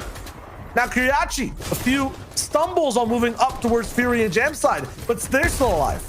And the question is, who's going to be able to survive this colossal coliseum? This is going to be a very messy fight. 4-5 builds, a lot of places where you can't break into, Shia. It's going to get crazy. Every single trio enters the ring, and there's definitely some ring leaders all the way up top. It's going to be so difficult to take over height. It is connected by just a few ramps, but they're just shooting down so many AR shots. It's difficult to look over and up. Castry, Felix down. Pinke, the last alive, surviving just barely by the skin of his teeth, and past that has to have another max rotation as well. Flick is popping off with an Os on low ground though. Sapphik picks up Floki, so it's now just Anas and Thomas. We'll see exactly What happens there from that side? Flick is there too. At some point, Floki's down though, all the way down below. It's just like the gladiators of the past. It is going to go down at the Coliseum. So much action as you're seeing a Nos going down in the feed. You're seeing Heaty go down, Sursix go down, and Siberia, Jake, and company are looking strong, and they're looking mighty, and they're sending down their beams towards everybody else. This zone is going to favor height, but at the same time, so many catacombs are being created, and so many places for people to hide. That means that's going to lead for anyone that's down below to pick up some box fight elims, as zone now is pulling north. So can Safik and Siberia, Jake, Iris, yes, you're having height, but you're missing out on a lot of elims. And the people who are taking those elims are your Dirty Docs God trio, and I hope they're still alive for the moment. No, Flick is now down, fully eliminated. Tayson and Savage go down 2. They were trying to survive. Kiriachi has 6 eliminations, Fury with 3, and Jamside with the 1. They're on double digits. They're looking for more, and with 3 trios left, they can definitely get it. Slowing down, Sky Robots try for another high take, and they got denied by Razumi and Safik. They've learned from their mistakes. They're not going to be that easy to triumph this time, and now they have height control. It breaks down, but Kiriachi can barely breathe in the Colosseums down below. They look like catacombs. Finally dropping down, though. Jamside goes down, traded with Safik and Fury. Kiriachi, the last one alive, picks up almost every elim, but it's Jake who has the ultimate laugh all the way up on height. He never dropped down to the sands of the fight. He never had to get dirty. He just stayed alive up top, held the position. No heals needed either. Throw down some style. What a victory royale. 11 elims to go inside that victory royale and able to stand on top of the Coliseum. It says, are you not entertained by the action? I know I am, Shayo. I'm entertained too, but that was all the action. There's a ton to break down from there, so we'll have to call in Zeke, 11-2K, and Resub to break it all down for us. Sancho, I hate you so much. You stole my line, you jerk. That was going to be my line. Listen, an end game Colossal Coliseum, okay? That was absolutely insane. I've never seen that before. And understanding, like, if, in case you don't know about the Colossal Coliseum, this is kind of like a POI that never changes. There's kind of these walls around it that you cannot break through. So understanding how you have to approach an end game like that. For Jake, he was like, look, teammates, you guys go do whatever. You guys go try to fight. I'm going to chill up the high ground. And when it all comes down to it, as long as you distract those guys, I'll be out in the safe zone. It'll be fine. And it worked out. Yeah, I mean, that's the beauty of high ground in a zone like this. Like, we saw Kiriachi's POV there, and he kind of started to dig down. You saw him go down a layer, and this is obviously to avoid enemies that were on his player, right? There were people there. But the problem is, once you start to go down, you have to come straight back up because you can't build all the way through. Yeah, I think it goes back to what we were talking about the other game with Nate's team, right? You have to be aware of that as a comp player. When your end game pulls towards that Coliseum, you need to understand how to traverse. You can see there Benji with a huge limb. He's putting in work with that RPG. I know he played NA DreamHack once with Zate, but like he's really harnessing his inner Zate with that RPG. Great stuff all around from him. Yeah, absolutely. And we're seeing that replay again of Siberia on high ground. You can see from that exact angle, just Kiriachi in zone, he's almost clueless because he's dropped down to those layers and you can't break through those walls. So if you're going through a Coliseum zone, you have to be very, very careful of the angles that you're going to take. But looking over to the leaderboard, we see Sky, Falcon, and Robabs still in first place here with 125 points, still keeping that really, really good lead over Safik, Siberia, and Irazumi, who are in second. Yeah, they've been putting in some work. Look, we were talking about how it's, you know, a great day for France. It's clearly a great day for the CIS region. Like, they are putting on the show right now. I'm super impressed, though, with Benji, Amplify, Matt. So we talked about how, you know, this is huge for them, right? They have no series points before this weekend. This has to be a weekend where they make top 10, and they are doing just that. Like, I'm really excited to see what these guys can do moving into semis. As long as they can retain this, right? Of course, I don't want to speak too soon. Hopefully they can retain this moving forward. Yeah, I hope so. And, you know, we've got Kenzix, Forziar, and Nate, another team we're seeing currently in 8th. And, you know, that last game, 18th with 1 elimination, kind of didn't go a little bit as they had planned. You know, first game and the last 2 just really haven't been as they've been hoping. But overall, they're still keeping within that top 10, and they're going to be consistent. And that last clip, we just saw Seti, Kami, and Teak. Seti actually getting sniped at that point, unfortunately. You know, they'd set themselves up in such a good spot, basically where they dropped on the Kami split on the east side of the map. On a hill, they're ready to get Storm Surge, but just overpeaked a little bit too much. And like, even though they got the res off on the Seti, that's so many heals wasted to try and get him resed up again. Yeah, you can see then 14th Lexus, Bad Snap and Trip. And I want to note on these guys, right? Obviously, last week they were actually in round 4, did not have a great day by any means. They were losing out on Salty consistently. Would have thought that coming into this week, right? They've changed up the drop spot. They're landing towards Hunters. Would they be able to patch up the mistakes? Still struggling a bit, but they are within that range, right? When you are sitting in that sort of like 11th to 15th range, you know, you still are way within a shot, right? We saw last week Badil O'Reilly and Reason come from about 20th place and they get into the top 10, right? So, you know, they still do have a chance, and they need to make good use of these last couple games. Yeah, but the one thing about Vadil, O'Reilly, and Rezon is that they are, like I said, one of the best fighters in the region, if not the best fighters in the region. And if someone's going to drop 15 eliminations and a victory royale, it's going to be them. And obviously, you know, are some of the other teams capable of this? Potentially, yes. But like, if I was going to put my money on one team to do it, they already did it last week. This is a good point. Yeah, I mean, things to consider kind of heading into the next 2 games. If you're someone viewing, a lot of these trios, when you're looking at top 20 and down, they're over half. They have to make up half their points right now if they even want to try and claw their way into that top 10 spot. And this is just outside of everyone in top 10. That's like, okay, well, if I even get a handful of eliminations in place, top 10, now I'm starting to move farther up the bar, and you have to try and catch your way up to me. So with these 2 games left to go, gentlemen, what do we think needs to happen? Do we think these trios that are trying to qualify, do they just maybe say like, okay, maybe this week isn't for us, so let's try and refine some of these like strategies, let's use this as like a time to practice? Or do you think like, no, whatever fallback strategy they have, now is the time to step up and bring it to the table? Depends on if you're a newly formed trio or not. If you're a newly formed trio, you need to step up. You need to try and get in that top 10, because 2 weeks, you know, next week could go completely wrong, and then you don't make it through on series points on consistency. If you're a team who already did well last week, maybe didn't even make it to round 4, but you did well, and then this week, you know, you have a chance at an 11th or a 12th, you know, around that zone. You don't need to make any crazy plays. Just play consistent. The series points will be enough, you know, as long as you manage to play next week well as well. So it really depends on how they're actually playing. Yeah, I'm going to have to second it on there with Reese, right? You just got to really look at who is who in terms of, have you made it here before? Are you good on series points, right? If your team like Benji, Matzo, Amplify, you have to do what they're sort of doing, where you're trying to make sure you're securing yourself in that top 10. Absolutely. We'll have to see if these trios can step up and try and claw their way into your top 10. But for now, we're going into game number 5 of the FNCS. Casters, back over to you.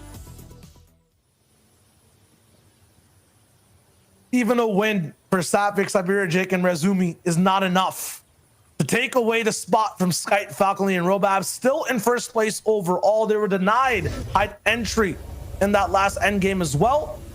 Now we'll see how this next game goes for everyone across the map. They're all making bounds and leaps to hit that top 10. And what was so fantastic to see, Shy, was Kiriachi popping off. That is the Kiriachi that we all like to see out here. If you're a big fan of the EU region, you know Kiriachi was known to be that kind of aggressive player, kind of like what Reet is now before in the old school days. You know, Kiriachi is that kind of player that always aggressive, always looking for a fight. And the box fighting skills were able to ring true, racking up so many elims on the sands of the Colossal Coliseum. And even though they're coming into second place, it's so important to come into second place here. That's still a huge amount of placement points, and that performance was able to get them all the way up to third place coming into this match. But we already saw them dropless, and now they have a home here in Lazy Lake. But at the moment right now, they're just trying to survive without a teammate, and Kiriachi takes a good hit, and Frey now is down. So, hey, the momentum that they had, that they built in the previous match, maybe exasperated right now. So it's up to Jamsai and Kiriachi to hold the line as much as possible. Definitely looks like they peaked off that last match, but at the same time, they can stay at that peak and even go further. At the same time, first time the 2 top 4 teams both are landing at the same POI overall. So we'll see exactly how it works out. Usually, I feel like you can get away with it at Misty overall and let it be, but now it's like, you know, it's across the map. You're looking at Lazy Lake, it gets a little bit more difficult. All those top points are coming from, though, not only off spawn, but end game eliminations as well. I believe 52 of the 92 points that Kiriachi has overall are all Elim points. So more than half at the moment are coming through from that aggression.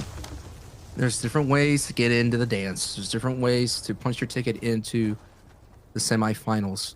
Of course, we already talked about the top 10 is one of those ways, and other ways through consistency, through series points.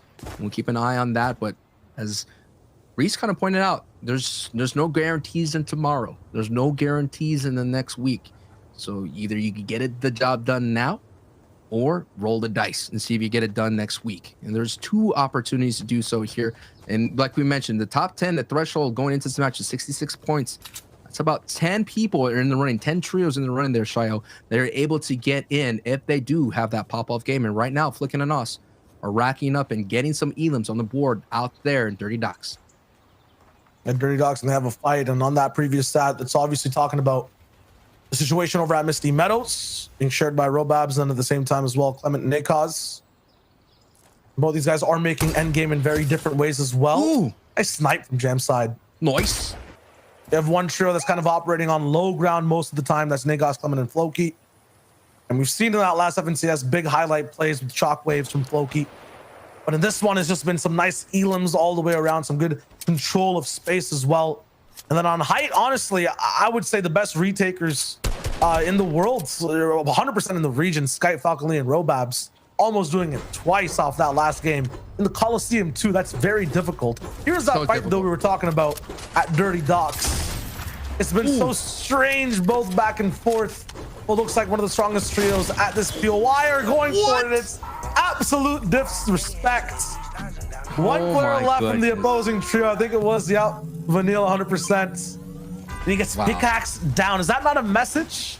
That's a huge message. And those are the conditions you're talking about. That's that fancy conditioner, you know. That's not that shampoo and conditioner all in one. That's that fancy condition to let you know that you're dealing with some high class trios, and that's what's going to happen going forward. So we're watching a lot of people, you know, uncontested, contested, being in the top 4. Once we get this down to the finals, folks, we're going to be talking about some intense drop spots, some intensity, because that's what we like to see here in the FNCS. But it's still intense here. There's a lot of people that are making their name, a lot of underdogs like the Helix trio here, like the Expert trio. There's so many people with that are coming into like getting into the Fortnite competitive scene in the FNCS stages, you know, understanding that they used to watch the Boogas in the world. They used to watch the Aquas and the all those lore names, right? And now they have an opportunity to do this themselves. So that's what's really cool when you're taking a look at the breakdown of all these people and their accolades, is that you have a lot of people like Jamside who've been around since World Cup, and then on the other side, people who are just getting into competitive here in Chapter 2. And that, to me, that's wild and that's awesome. The big thing as well when it comes to like what we're seeing today happening at Dirty Docks, I would say it's a somewhat warranted but early celebration. Us, Thomas, and Flick are not inside that top 10 just yet. And at the same time, I believe Mexi and Verox waiting for them in those semifinals. They do end up qualifying today, so gotta take things with a grain of salt. And yeah, game 4 was a big one. Coliseums usually have a lot of fights break down. There was 3 specific teams, I think, that had a majority of those eliminations. I believe it was team we had on height. 100% Crew actually was one of them. I'll have to take a look at exactly who was that last one as well. And now we're going back to that situation, to another sticky situation that's happening here to play well. They're able to survive again. I mean, a lot of battles happen in the retail row, and even though they get that victory right there, it's like you mentioned, with a grain of salt. We've been seeing that no production has been coming from that rotation, but now Jamsai able to bring back from the grave Fury and Kirachi, now sitting as a full trio, looking pretty good on HP. Not looking good at builds here, but it's going to come down to your communication, come down to your box fighting skills as a trio. And looking out in the distance, there's another trio, a bad sniper and company, looking for an opportunity as Laxus here, looking for a shot, looking for a moment to capitalize on this.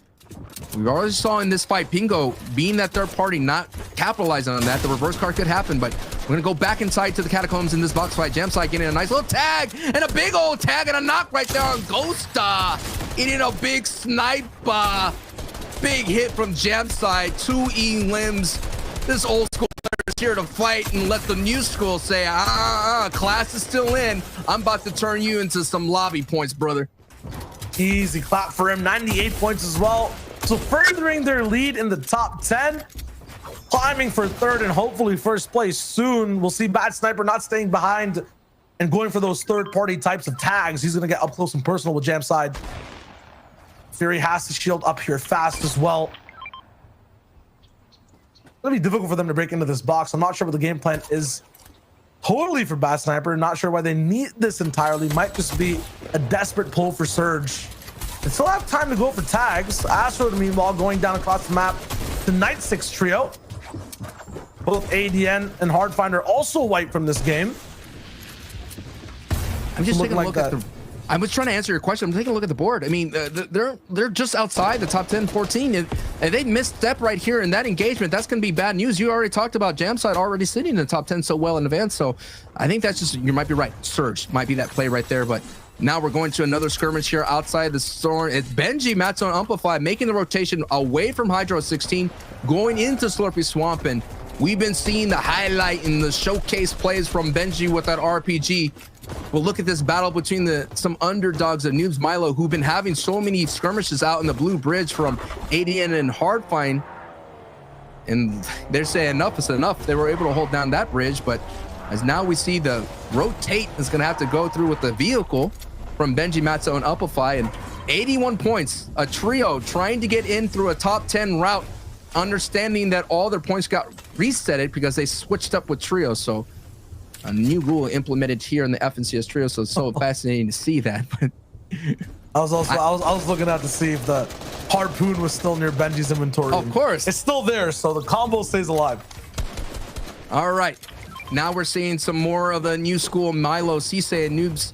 37 points already. The threshold is around the 50, so they got a lot of work to do, but it is possible they could go ahead and get that pop off. Now we got some box fighting here, looking and poking and prodding. The footsie game, so to speak, happening right now, and a big tag that's happening in the backside. It's going to cause a little bit of retreat right there, back to the high ground. Nothing like a good old-fashioned pistol play. That thing beams really true. Get a couple of nice hits, but you got to be careful fighting around the reboot van. There's a little no man's land area, and now Noobs and Chris goes down to Noobs with a big, powerful, epic charged shotgun, puts a big blast.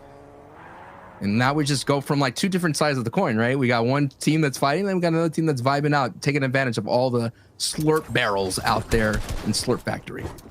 Yeah, the big thing about all these trios going down, especially that one right there, High-Chris, Vortex, and Nightsec, the top 10 trio right now, 6th place overall, so they're frozen in time. 78 points. We saw 83 being the qual last week. They could not be guaranteed. It could be a flub again if next game does not go well, and this gives a chance for other trios to move up and catch up. Once again, I'll say it's top 10 that everyone should be focusing on for the moment. Every fight looks cool. Yes, you might see some crazy 1v3s, but if it's not furthering these guys to get towards that big spot, being, you know, close to qual range, and they're a new trio, it doesn't mean much. I gotta say though, Shai, what a great hold from Jamside and Freer and Kirachi. They had multiple trios contesting them, and they were able to hold on. It just shows you how powerful Lazy Lake can be if you could retreat back into the catacombs of your old builds and basement as well in some of these natural terrains. But flying and styling is Benji, Matzo, and Amplify, looking for another trio to let them know they have that RPG. In fact, the entire lobby knows this trio would have the RPG. And we talked about at the earliest onset of the show that they like to play for height, and that kind of unfolded right nicely for us right there. They were able to get a victory royale. They were able to pull that half in and half out in that zone, and they zone controlled it, like you said, Shio, so well, and get that victory royale. I feel like they should get like a label on their car or something to let everyone know that like this trio has an RPG, like a Rocket League sticker or something, like a baby on board type thing. RPG on board. Yeah. You gotta balance it out, man. It's just so hard to deal with, you know. Yeah. From everyone around, you see, especially when Benji combines it with the harpoon. The things you're doing that he's doing should not be legal. Okay, you can't grab the minis close to him though. Never mind. I guess there is some type of balance. It only works in the moments where it truly matters. There's always balance in the force. But what's so fascinating is this is a new trio for Benji. He rarely plays with Amplify and Matzo. You always see him with Mongo, Mitro, and Savage, you know, and Lechi. Those are literally, if you look at his history of teammates, literally that's it. Matzo and Amplify gelling really well with Benji is so fascinating to watch this turn and developing story, but we're going to see the new trio going up against the old and true trio of Tayson and company. So this is a nice battle between the juggernauts of I Drop Tayson, and they just kind of exchange a couple of barbs just to let you know, like, hey, chill, we're cool. We're cool. We don't need to do this right now. We don't want to scuff everything for the moment here, but hey, Amplify and Matzo are in a strange precarious situation knowing that they're out on the water and maybe in a tough spot considering Zone is continuing to pull further away from them. Everyone's kind of got the same memo. It's like they're sharing an email of where to move and where to go. Just keep pushing towards the bridge, get towards that zone. I think the issue right now is that trio above Benji's might be slightly nervous, maybe too many people around, so boxing up for a little bit of safety to make sure they're on the right path. But you guys just keep moving over. It's Lazy Lake that might have different game plans back and forth, especially with the types of trios we're looking at so far. Right now on the top side, the top 5, you can see on the left side of your screen, we don't see many of them in front of us except for Kiriachi. The way they're playing isn't the most orthodox either. They're pushing box after box. I mean, it's orthodox for their game plan. All they know is push, and aggress. I guess Benji's also kind of playing off that vibe as well. Now just 2 rockets to play with coming into this end game. That's going to be a little bit trickier. Definitely a power kind of play to make, but won't have that many opportunities to really push that button. And you don't get a lot of RPG rockets out the outset. You literally have to earn your way to that. And there's somebody out there that's feeding the RPG monster, that's feeding this RPG baby, right? All of a sudden we see them in game. They got about 5 to 10 RPGs, and that baby's out there like the 50-foot baby, destroying all builds left and right, like Gojira. I digress. Matzo, Amplify, Benji are now trying to be the new titans of the trio world in the EU region, trying to take down other huge titans. And this is important. They have to get in the top 10. Who knows if the chemistry could come apart. Again, this is only just a week old. Literally a week old. 1 Cash Cup, I believe, and then the Cypher PK Cup is the only experience at a competitive level, I would say, this trio has. So they're gonna go ahead and keep pushing it up as much as possible. But this is Shio, we're gonna have ourselves a little mountain ending here, and we all know what happens when the mountains are in play and in game as we're getting closer to zone 4. Yeah, more snipes, more explosions, and definitely rotations of the highest degree you're gonna see on Europe. Thomas here as well, but no Nos to kind of roll. What? How? Did he hit 6 shots in a row from that range? He's nasty. Victim to the most disgusting aim I've seen. Wow. It's disgusting in the best way. That was crazy. Hey, he's just letting you know it's not all about the snipes, man. He could also do it with the AR. Thomas HD with the golden shots. And now we're taking a look at the who's going to hold on to the tippy top here to be the ultimate Grinch sitting up on the high ground. Right now it's Siberia, staying true to his Russian roots, understanding the cold and the snow and the terrain. Have a great overview look and vibing. He's gonna pull right out. Watch. Yeah, pulled right. And now every trio on the left side is in trouble. It is in trouble. And maybe I know where zones go. Don't ask me about it again. You know, let's not dive too deep into it. But these guys are in trouble. It's pulled to max and it's going to pull max again. I guarantee even goes even more right after this. We're going down not only into a valley, but these guys will have to expend mats to get up a mountain and then go back down a mountain again.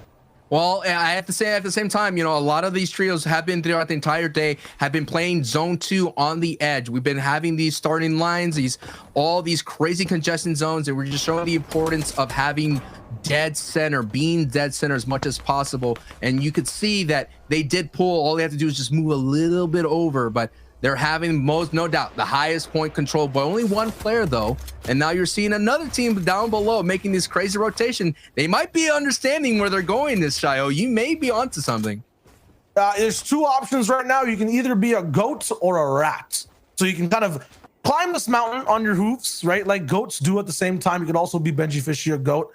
Haha. Okay. Nice joke. But past that as well, you could be a rat on the low ground and really expend time overall, kind of burrowing beneath everyone's builds above you, electing not to go past this mountain. I feel like we might see a trio or 2 already do that. We see one all the way on the backside, not touching the mountain near the purple zone there, those 2 white arrows. But in doing that, you'll kind of be put to the test of time. Might fall pit to a trap as well from any trio up above looking down below. It's a risky strat to make, but that's how most rat strats go. And what's definitely risky is the trap that may unfold in front of them with Storm Surge. Not so bad. 5 have to go down, but that just shows you that they're literally close on that line, and they have to continue to work for it. So they have to find as many tags as possible going forward and doing this dead side rotation, as they do find some tags here. Now they're 255 above. So that is a very nice work there from Matto, Amplify, and Benji. And this is a metaphor on them right now, going up their leaderboard. They're going up the mountain. They were in 15th place essentially on the back part of it. Now they're sitting in 5th place going into this match. So looking really strong and unbelievable, able to get around this kind of fight that Ye and Jams are kind of making their rotation, but they have to slow down. Don't forget, Siberia's sitting on the top.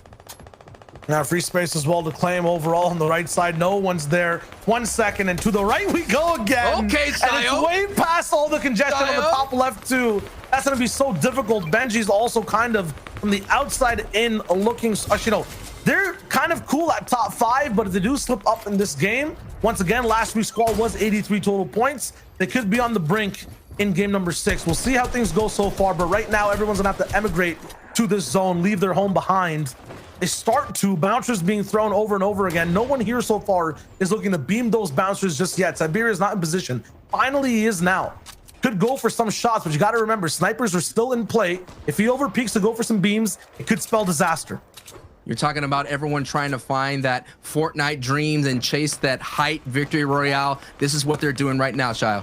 And the big thing too is, you know, like Siberia and Benji right on top of each other back to back. These guys are in the top 10. The majority of trios moving in right now are trying to qualify. They're kind of being gated behind all these shooters who are already based up inside the top 10. They're making sure no one takes away their spots for qualification. Nankos is right there up top. He gets beamed hard. Metal builds to relieve the pressure, but will it stop the pain? And we're seeing Zappy and Patrick and Twos, who had a very great start to the day, are slowly slowing down as much as possible. Now they're coming into this match literally on the cusp there on that top 10. So they're just above that thresh that we're going into. But as you mentioned, people are accruing points in Safik. Again, what a great, phenomenal day for them. For if their game plan has been getting hyped, they have been executing it very well, only having one slip up. So Siberia and Safik and they have to do it as a duo, so they lost IRES, so that's going to be a little bit more difficult for them. And considering that you mentioned Benji's sitting right below them, right below with that RPG, only has 2 RPGs, as Mr. Savage does confirm gray in the feed. So as it goes back up, so this is going to be another huge advantage for Siberian Safik, understanding they could go right back up the builds, but at the same time, Shayo, I'm concerned being down a man. Yeah, and while these guys have height on a mountain and have to do it with a duo, it's a tough kind of road. You have to look at the mountain that every other trio is trying to climb right now. Oh, it got getting into that top 10. They're up top. Savage down low has picked up another Elim. We know the 6th place of Icarus, Vortex, and Nightsick is frozen in time as well at 78 points. Opportunity for Savage to break into that top 10 and steal some spots with Taste and an eye drop. We'll see how that goes. Benji now still 2 rockets. He's been patient so far. Pretty soon he's gonna start letting loose. These guys are moving straight all the way up high, and he's broken the connection. There's nothing to kind of did he get stay down on. The harpoon there too. Siberian Jake actually stays alive up top and has a connection to the mountain. Still, the aggression pushes forward. Lax pocket rocket available for Benji. Hasn't found the time to reload yet. And take it all the way up. They have height, but if you so much to get up here, how long can they actually hold on? At the same time, that harpoon almost cost Siberia's life. He literally got harpoon back to build. Oh my goodness, right now the zone is absolutely vertical. Everyone has to move up this mountain. Siberia does find 1 pick on your bottom right. Benji is all the way up top, but there's actually bodies climbing over bodies right now. There's different trios sharing boxes, Sancho. This is really messy. Yeah, and Siberia right now is gonna have to, down goes Siberia, but looking at the top right, when going to get a closer look, it is Benji, Matzo, Amplify, who've been doing some very great rotations. Dead side, now they're holding on, throwing a big time RPG, knocking down the shield, but can that RPG ultimately cost Benji a lot of position? Now Benji's gonna have to pay the price of that RPG. He's gonna go through some builds. Vel gets hit in the back, a couple of tags, gets knocked by that. Actually, Benji didn't get that knock. It was actually Trader 7 that gets credited that. And Vettel gets the knock on Trader, and that was actually Benji that does confirm and get that. So Benji now reunited with this trio of Matzo and Amplify, and now they're going to send down the beams. Nakos goes down. Floki, no doubt, is about to go down the storm. Zappy has an opportunity to hold on, but Matzo and Amplify are now going into the ultimate aggression as Benji is now being out in front. And you mentioned the vertical zone is taking so much out of everybody in the lobby, but you got to be careful. These guys are high up, but they do have bouncers that things can kind of sketch. One rocket in the RPG. There's only about 2 trios left. It's a 3v2 situation, and the moments is just a matter of moments here before the second victory royale that's about to happen. And Link is holding on as much as possible. Stormy right now is down to it, and this could be huge. At least, I don't know. I mean, make something happen. Maybe make someone think about it, but no, it's all going to be wrapped up with a nice bow for Benji Matzo Amplified. There is no question here, Shio. There's going to be a GG very shortly. There it is, GG. One more because we still have 1 match to go, but that's 7 elims and a master class of executions of rotating on that mountain zone. Hey, season 7 called, and Polar Peak says hello once again, basically, in the way that last zone played out. Cool kind of plays from Benji, you know, dipping back and forth in the storm, getting a nice flank on Vettel as well, but there was tons of elims that went down on the low ground, and a lot actually that led to that final zone being played. Absolutely, and they're going to continue their rise on the leaderboard, and we will take a look at the rest of the leaderboard right here. Let's go ahead and get it to the analyst desk of Zeke, Reese, and Levin. Thank you guys so much. You're killing it right now, gentlemen. Grandfather Mountain, he always claims his toll. And what I kind of liked about this game was we were kind of talking in the back, and Siberia goes for the high ground. And this is kind of the first game where Benji's like, look, I've had enough of this. Okay, Siberia, you're a problem. I've got an RPG. It's time to shut it all down.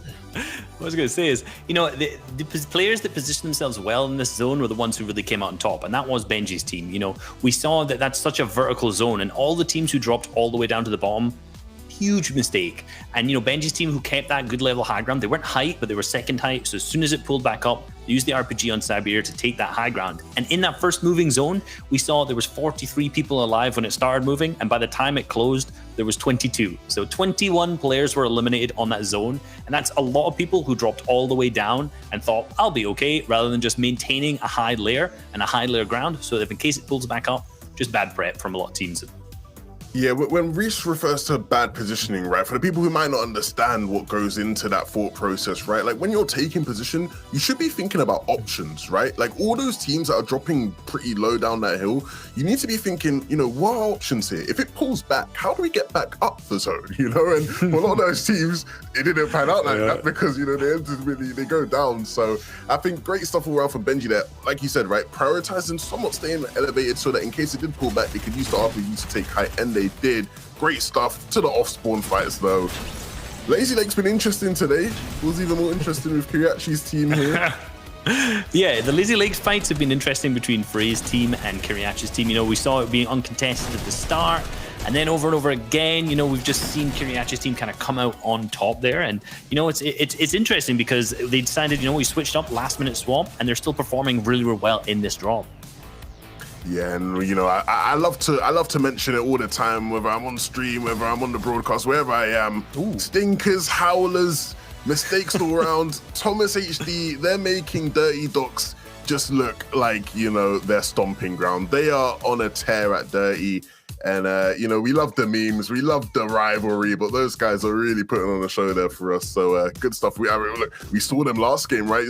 They get their limbs and they start dancing, right? So clearly a bit of banter in there. Bantering is an interesting word for it. They are trash talking. They're putting their name, their flag on that POI right now. But looking over to the leaderboards, obviously we have Sky, Falcon, and Robab still in that first place slot with that 1 victory royale. Really some incredible consistency from them. Overall, their average placement is 4.8. So really, really impressive. Yeah, with those guys, right, I was concerned, right? Because when Floki and their team, you know, sort of qualified, I was thinking, oh, boy, these guys are going to Misty now. Like, you know, Sky, they gave you the first week to qualify through using Misty. You know, you need to do something. But these guys have stepped up to the plate and they've been so impressive. Taking a look here at 11th to 15th, though. Seti, Kami, Teak, these guys are so good, but they need to start to push their way in just on 11th. Kezix, Fuzia, and Nate. Realistically, these guys probably will be fine because of series points, right? But, you know, they sort of started to fall off a bit, right? Starting off high, but sort of, you know, dropping off here. So can they get back in form and really make the most of this final game? Yeah, and one of the things about Seti, Kemi, and Teak, if you notice, they only have 11 eliminations. And, that's kind of a standard staple of this team, is that they are just consistent top placers in terms of placement. But, they're not the huge fraggers that we might see in some of the other trios. Like, for example, Kezik's Nate and Forziar, they started that off with, I think it was a 15 elimination game, a 14 elimination game in game 2. And that's kind of what Seti, Kemi, and Teak, I feel like they need to pull off at this point. They're coming across players who are incredibly consistent as well. And, it's just not managing to get as many eliminations. They're gonna need to get a few more just to keep them up in that leaderboard, especially in this next game since they're on the boundary. And then in particular, if they want to place in that top space when it comes to the semifinals and the finals, they're gonna need to be able to get more eliminations than this. Yeah, the thing is though, Reese, is that, you pointed out that is uncharacteristic of them. These guys are a top trio. Don't get us wrong, right? Yeah. Not being able to get a mass amount of elims doesn't mean you're not necessarily a good trio. There are parts of the game that they pay attention to detail to that, they're pretty much unmatched in all of Europe. But like you said, with this point format, with the way these games are playing out, with how taxing it can be to not actually get a top 3, these guys can consistently get you 4th place, 5th place, 6th place, which maybe in other poor point formats is perfect, right? You can see them way high up the standings. But in this, where they're not getting that top 3, eliminations would help them so much. And it is going to be a struggle for them, but I do have that faith because they are, once again, one of the top trios in the region. 100%. It's always a balancing act, right? Balancing eliminations, placement, and then trying to be consistent in doing so. It's extremely difficult, especially when you're looking around the room and there's all these other fantastic trios that are trying to do the same thing, right? Especially when we're looking at these hotspots, these massive POIs that they want to alpha up and claim as their own. There's so much that goes into this. So we hope you guys have been enjoying the action, the breakdown, and this is it. The final game here in EU in qualifier number 2. So as you're watching, watch that elimination feed in the top left. People, as they're being eliminated, that's it. They get one last shot. Who will make it in the top 10? We will find out after this. For now, we're going into the final game. Sancho, Shy Wager. Let's do it one last time. Top 10 is exactly what everyone is looking for in this next game. We'll see exactly how it breaks down. Me and Sancho up in the business for EU in game number 6. Let's roll it straight through. Oh man, I am so excited. This is the last frame, everybody. This is match 6 of the qualifiers 2. This is going to be a strong opportunity for so many of the trios to get in. We already talked about the great rise, Amplify, Matzo, and Benji Fishy. With that Victory Royale coming into the 2nd place, they've been doing it all with the strong hold of height and the great masterclass in rotations to the dead side. But we cannot forget of another top 3 of Kirachi, Jamsai, and Fury, who've been all doing E-Lins. So like I mentioned, there's different routes to getting into the top 10 as much as possible. So all you got to do is just hold on tight. And wow, I'm just so surprised that Benji, Matzo, and Amplify were able to get here really quickly with only 1 week to prepare. And that's not good so far. The little bit of tags, a little bit of love taps. They're right there, 123 points so far for Benji, but now sitting with 48 HP. Not unfortunate from their side, but they just have a slight speed bump rolling in still. They're on that top side, bumped up to 2nd, as we said before. No one's been able to touch Skype, Falconly, and Robab, so just so consistent game after game after game. The lowest placement so far is the 7th that they've repeated twice on games 3 and that last game we just saw, always having an elim or 2 rolling with the game as well. They've got a set game plan. Will be scary to watch them overall in the semifinals. For Thomas, though, it's been a little bit back and forth over at Dirty, and this time they're going for a guarantee of having a game number 6. 66 points right now. They are almost 20 points behind qualifying. Snags, Heatsy, and Steelix have that spot right now on that 10th place mark. Last week they were 33rd, or almost 33rd, almost in last. They only had about 14 points to their name. Now they're close to qualifying. How things change. I know, and I was just going to point out, like, you're taking a look at the leaderboard. There's, I would say, from 10 to 17, there is enough in striking distance. Right now, the threshold is 82 points. And sometimes it's hard to keep up with the Elim feat, but just keep an eye on this threshold of 82, so to speak. And T, Kemi, and Seti, who, like we mentioned, they start off the day really well. they were making really strong rotations, but I think this shows you kind of what happens when you have the scavenger routes, the inconsistency of it sometimes. Sometimes you do really well, you're looking really good, you're making your rotations early, and other times you're looking for Storm Surge, and you're looking for tags as much as possible. And Kemi and Seti, they did really well that one match we saw them where they had 0 elims, and to start off the day, they got all the way up to double-digit elims and a really high-place finish. So Seti and company looking for the opportunity, and so is Savage, Tayson, and iDrop as well to get in. Yeah, everyone playing a slightly safer. We're tuning in earlier to the game as well that we have the last 2, so we get to see these guys prep up and get ready for the end game. Everyone just has to make the right decisions when it starts to hit zone 4, zone 5. Up until then, I feel like everyone on EU has been doing the right things. We've seen some play well storm fights. Not sure what that's all about, but I feel like in game 6 that stops. Hopefully. I hope. Yes. Wait, is Savage and iDrop and Tayson, are they just deciding that zone may come to them? Like, do they have it in their idea that this might be it? I mean, we've been seeing them throughout the entire day of, going all the way north, going all the way south, making these crazy rotations, these crazy pushes, but most likely we'll see. I think that if they get in here, the currency in 8th place. Oh, okay, hold on. What do you got? Do they have a message for us? Okay, it might be spelling something out. Never mind. We'll soon. We'll see. I mean, I know that new contest that's always happened on social media with Fortnite. I forget what they call it officially, but you could send in your builds or nice, really cool photo opportunities. That maybe they're going for one of those. Possibly. Here though, it's a lot more serious for Snag, Heatsy, and Steelix.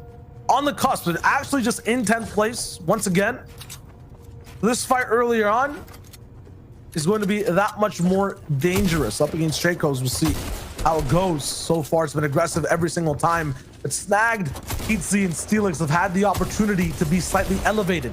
Play around the Z-axis, this time trapped in the basement, but they have shots on both sides back and forth. Dropping back down now. There is a second entrance or exit for these guys to move towards. But I feel like MXR, Gray, and Shakos will be there fast. I mean, right there, they're 32nd. So most likely they're with 14 points. They're gonna need the mega 30 seconds. Yeah, they're 32nd. It's like a ghost of their past, then basically fighting them. Yeah, they were 32nd coming into week 1, so that's actually it's a metaphor. So sick. Yeah, the big 3-2 is haunting them down and breathing on their neck, keeping them down into the basement. And they're gonna have to rise out of the darkness and get into the light. I mean, I could get poetic with this, Shio. If that's how far you want to go. I mean, poetry left and right. I feel like it's more so war right now for these guys. And it's like the rush at dawn, both sides kind of waiting for the fight to start. Meanwhile, the winners so far of the day, Skype, Falcon Lee, and Robabs, just looking good overall. Top 10 each game. Once again, 7th was that lucky number that they've dropped down to, but is that even dropping down that far? 7th place? Like, it's still phenomenal. I mean, average elims 5.4, average placement, like you mentioned, about at least 5ths.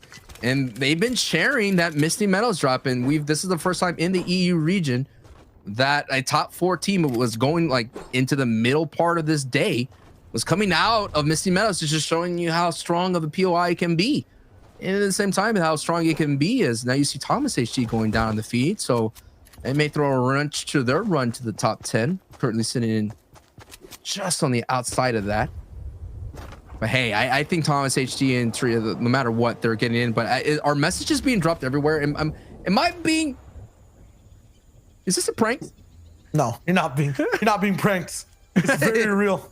But I can't, as real as it is, I can't believe what's going on at Stealthy. These guys, I think in 30 seconds are trying to send a message. Right. That hey, you mess with us the entire the tournament. We've gone back and forth, but we're not leaving this time. You will literally have to claw your way out of the stronghold, which will be very difficult. Once again, the format we're looking at 30 points overall for the win, 2 per elim. So if you get 15, you're basically emulating a win's worth of points. If I look all the way down the leaderboard right now, going straight to maybe even 32nd place themselves. They have 4 teams. If they have some next generation pop-off game and end up winning, like Vidil did last week. Yeah. Could be 100% of a chance of getting 10th the whole way through, especially if Snagged, Heatsy, and Steelix go down here, especially if any of these top 10s get frozen in time. Yeah, you talk. I mean, we talk about those pop-off. They need a pop-off in 4K, man. That's the kind of pop-off you need. But right now, Vortex and High Chris, Nightsack are doing really well. They had a great match where they came in second place and had 11 elims, and that was kept them so far in their running. They had a little bit of 5th place and 7 elims, and then they popped off with a second place 11 elims. So really strong middle game right now, but they've been so far finishing in the 20s. So that so far has been hurting their kind of concrete, no doubt they're in type vibe, considering that they're only coming into this match at 84 points. But the story still continues, and I think the story that will kind of everyone will leave for social media is Amplify, Matzo, and Benji really getting in. And it's not just because of that RPG. I mean, that RPG has helped them in at least one of their games, I would say. But the other game was just getting height so early with those mountains. And this is not an easy fight. This stalemate, it's here for a reason. I'm gonna tell you. Here. I mean, Shaco's Gray and EMXR, they've been around for a very long time. I mean, EMXR comes all the way back from the World Cup days, and then you're taking a look at someone who's Gray, the same thing. Him and Shaco's play in the World Cup duo qualifiers. No way. Hey, this is what it takes, brother. It's not gonna be easy. You're not gonna be handed anything. You're gonna have to. It's not even about handing things. Well, I don't understand what Steelix, Snagged, and Heatsy are going to do from this position. It's not the fact that their exit might be being camped out right now inside the storm. Right. How are they going to escape here? Because on this side, as soon as they mine out that pyramid, they're gonna have to immediately try to break one of those walls. This very long distance beam that'll come through from MXR and Shaco's. This is and Grace is watching the other side. They don't have the white heels either to just live it the whole way. Dude, it's like we're tuning into it. Then we're gonna stick with it. To the end. We're literally watching like their hopes of qualifying through the top 10, most likely through consistency, they most likely in. But I know they want to, these Italians want to be able to say they got in through their own play. But literally the Frenchmen who are sitting on top are pressing them out, and this is what it's gonna happen right here. No points will be awarded to Shay in this trio, because I don't think any tags happen. And look, Shay pops a flopper and he's looking good, and the Heatsy, Seals, and Snag are now, like you mentioned, frozen in time, frozen forever on this leaderboard on this day, and that's it. Now it's going to be up to the rest. They don't qual. It's just a moment like that, because no doubt someone else is going to show up. We all know how it's like being on those thresholds. The rest of the field will rise. But now on the top of the board, it's a battle. We got Robas, Falcone, and Matzo, and Amplify, and Benji. This is a fight between Titans right now. This is a show match of first and second place. That fight doesn't matter too much in the grand scheme of things for the top 10. But the situation around Nightsick is the one that we should be focusing on. That's the most important situation around Savage as well, who's picking up Soldatu, but at a cost. He gets traded and finished by Pengu Wingu across the map. That's a trio in, close to not qualifying as well. 8th place overall with 87 points. There's people at 77, 70, like Kazakhs, like that Playwell trio, who are looking to jump up and jump right in. That show match over at the dam as well, still going down. 3v1 now. The first place team gets stopped in their tracks. Wow. And a chance for Amplify, Matzo, and Benji to take that first spot away in the day as well. Benji literally wiped out 3 of the top players of the day, Shayo. Yeah, I mean, there's only room for one train on the track, right? And so the Train H duo with Benji is the one that gets to choo-choo away.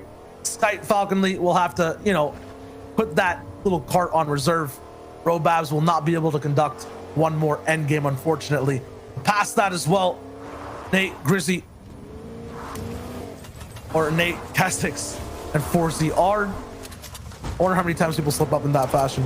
It happens. At the same time, we just got to get, it's easy to fall off the track. You got to get back on the track as we continue down the metaphor road of trains. But the train doesn't stop here for the FNCS. It will continue. We still have NA East and NA West. For all those people that are watching at home who are just tuning in, who are just waking up here in the States, It's past 1 p.m. almost here on the West Coast, so you better be awake and you better be vibing because we still have a lot of action here to bring you.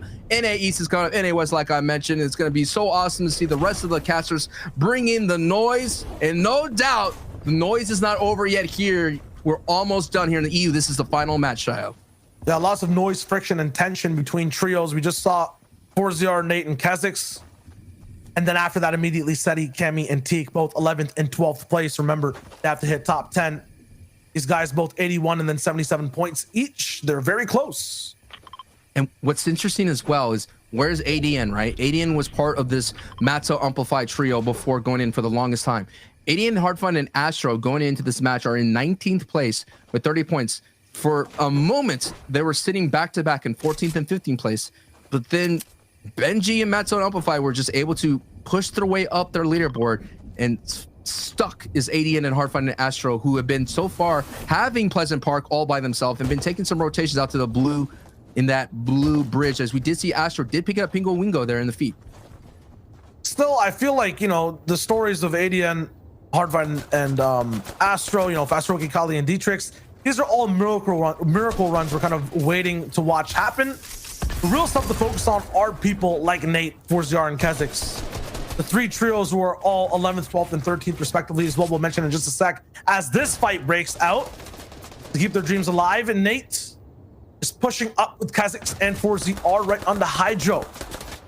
These guys not close at all for the moment. 24th place, 23 points in total for Harry, Tempify, and Hydro. I just have to say, man, this is big for 4ZR Nate. These are my pick, by the way, my prediction. And the reason why I thought they did so well, because in the previous FNCS trios, they were just running all over everybody coming out of Sweaty Sands. They were getting first place a lot of the qualifiers, but they just hit a huge roadblock and they just fell short completely of the FNCS trios last season. I think they're looking for redemption, and it does start here today if they get into that top 10. We know what they can. This French trio always does well on the EU side of things. So Harry has now been confirmed and converted into lobby points and may be a part of that Elim feed in their historic run into the FNCS trios for the championship going forward. But they still have a lot of work to do. And yes, that they pop up here, but it has been in the history that they do slow down and they do hit roadblocks going forward into the grand final. 91 points for these guys now, 7 eliminations. Looking really solid, looking really good. And it's all about teamwork right now, and they're getting further and further away from the top 10. Nice work, and now they're gonna taxi their way up. Like a nice little dead side rotation here, and as we all know, the north side, and they're just picking up a lot of people who are just struggling to survive for a moment here. Templify out here and nice little tags in the moment, but that's what you gotta do. Get them into that, get them converted into that 2 points, and let the rest of the EU region know that they have a say and who gets to be on top of the board as well. Started the game off with 77 total points in 12th place. And as Snag, he's seen Steelix go down, and they pick up 7 different individuals on the map. They have 14 more Elim points to play with, 91 total points in total now. And this is what I'm talking about. Play well. Crizzy, Vettel, and Sursix picked by Reese to have a great day, I believe, or it could have been Levin, one of those two. But Play Well has not been playing to what we thought. This is where they always coming into the teens, and they're just on the outside. Again, the threshold is 80. But Crizzy now has a jetpack, and maybe Crizzy is trying to do what he can do and get up their leaderboard using Mando's jetpack. That's a story we have to keep an eye on again, as we're seeing 4ZR. It's a Grizzy on Grizzy battle, as Bad Sniper gets confirmed by 4ZR. And Bad Sniper is another one of those trios alongside with Licensed Tripper, who have to come back again out of the top 10 and done for the day. We're 16th coming in, 53 total points. They get stopped. Nate, 4ZR, and Kha'Zix. I'm going to dub these guys the Dream Crushers because that's exactly what they're doing trio to trio right now in these woods. Somewhat of a nightmare on the map at the moment. You've seen at the backside of this tarp as well will get picked up shortly. Everyone else is way fast rotated in. Snappy, Putrick, and Tusser all the way on height once again. So deja vu. for at least half the games we've seen today. And you got to say as well, it's like you're seeing the aggression kind of kick it up now. It's like before we were having storm surges, but no longer. This match is all about the elims, all about trying to push yourself, trying to, as Zeke said, double your output that you've been doing throughout the day and trying to pop off here. And that is why this lobby is thinning out a little bit quicker here than the previous matches. But that doesn't mean the action is kind of like the quality of the action is still high at the moment right now. As you're seeing play well, they have these boys, they have a lot to play for to try to get into. They're still not qual. They not so far about 7 points off Thresh. And they're looking right at the obstacle in front of them. Slightly far away though, it's Teak, Seti, and Cammy who are ahead of them on placement at the moment. They'd be at 77. Nate actually goes down. Fully eliminated, stopped at 102 points. That should be a qual for the day though. Kha'Zix and ForZR are there though. They still have a full trio up and alive. We'll be able to keep aggressing and playing on. Will be affected in firepower completely because that's one less players for, you know, those crossfires in total. But past that, Stir6 actually going down in the feed to Shakos. So somehow the Stealthy Stronghold trio that delayed survived, got to this point, and now is picking up eliminations. The question is it too late for a miracle run? Are 4ZR, Kha'Zix and Nate the only ones to be able to hit that double-digit threshold of elims and then push forward even more? Hit the qual spot? Have they taken that chance away from Shakos? And hey, Shio, everyone now has to move. Max pulls happen for everyone on this side, and that sound right there means everybody is taking off, and they're gonna go right into the arms of someone that's sitting at high. But the tree lines are gonna stop from someone getting beam. It's actually a new high person at height. It is Milo and company sitting at height, having a nice look over. But look at this. This is what they're looking at. Just shrubbery, just trees.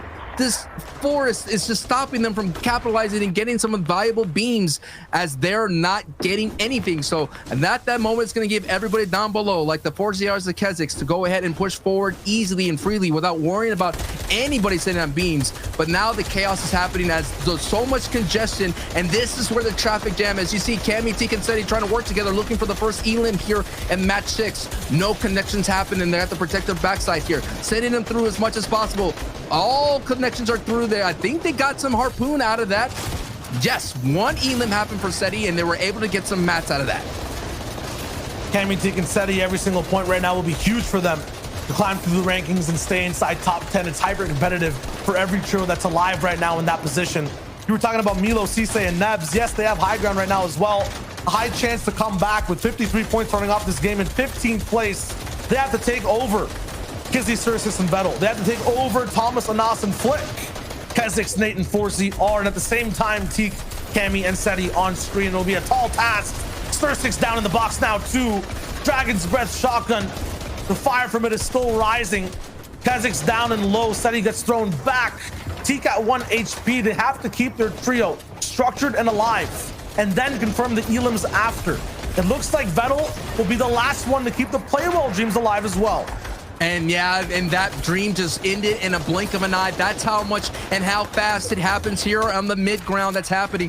And the zone is pulling up north, and everybody is literally on the same front line. It's who is going to be able to make their really strong weak side, dead side rotation. And Shay and Gray are actually executing that well. You have Bobby as well, the mid layer, executing that well. It is Zappy who's sitting on the mid layer, and Butcher has to be careful here, taking a couple of shots. The question is, who is going to be sitting at height and going further on and on? And now you're seeing that so many of the people are able to get themselves in stronger positions in the top 10, like Zappy, Butcher, and Tush, who are no doubt going to qualify. But looking at the feed, ADN and Astro are still up. They still have an opportunity to go ahead and qualify if they could keep it up, just like Zappy, Tush, and Pushik are sitting in this nice tarp, and they're looking to turn and burn.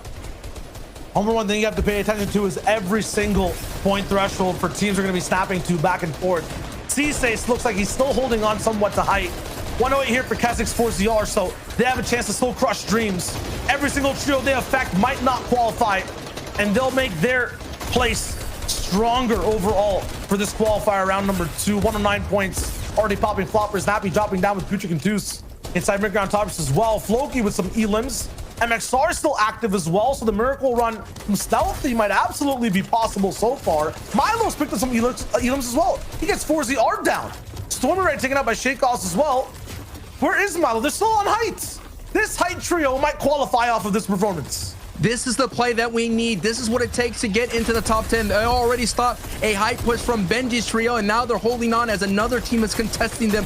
Look at the left side. So much is invested. They understand they're holding on for their dear tournament lives here to move on to the next stage. They do not want to go up the gauntlet up again. But Tayson and iDrop and Savage, they may have been able to qualify with that 101-point finish. We'll have to keep a look at the leaderboard as this is the final frame, the final moments here. And Bobby, Helix, and Dex, they actually got Benji's RPG. They're close to qualifying as well. 81 points. This could be the thing that pulls them through. 6 different trios alive though still. So much placement to go. So many Elam points. They have control up on height. The whole trio is alive as well. That's such a rare sight to see and such an advantage this late into the game. Sapphic though is alive mid-ground as well. Rumi or Razumi goes down. Toos picks that up with Putrid.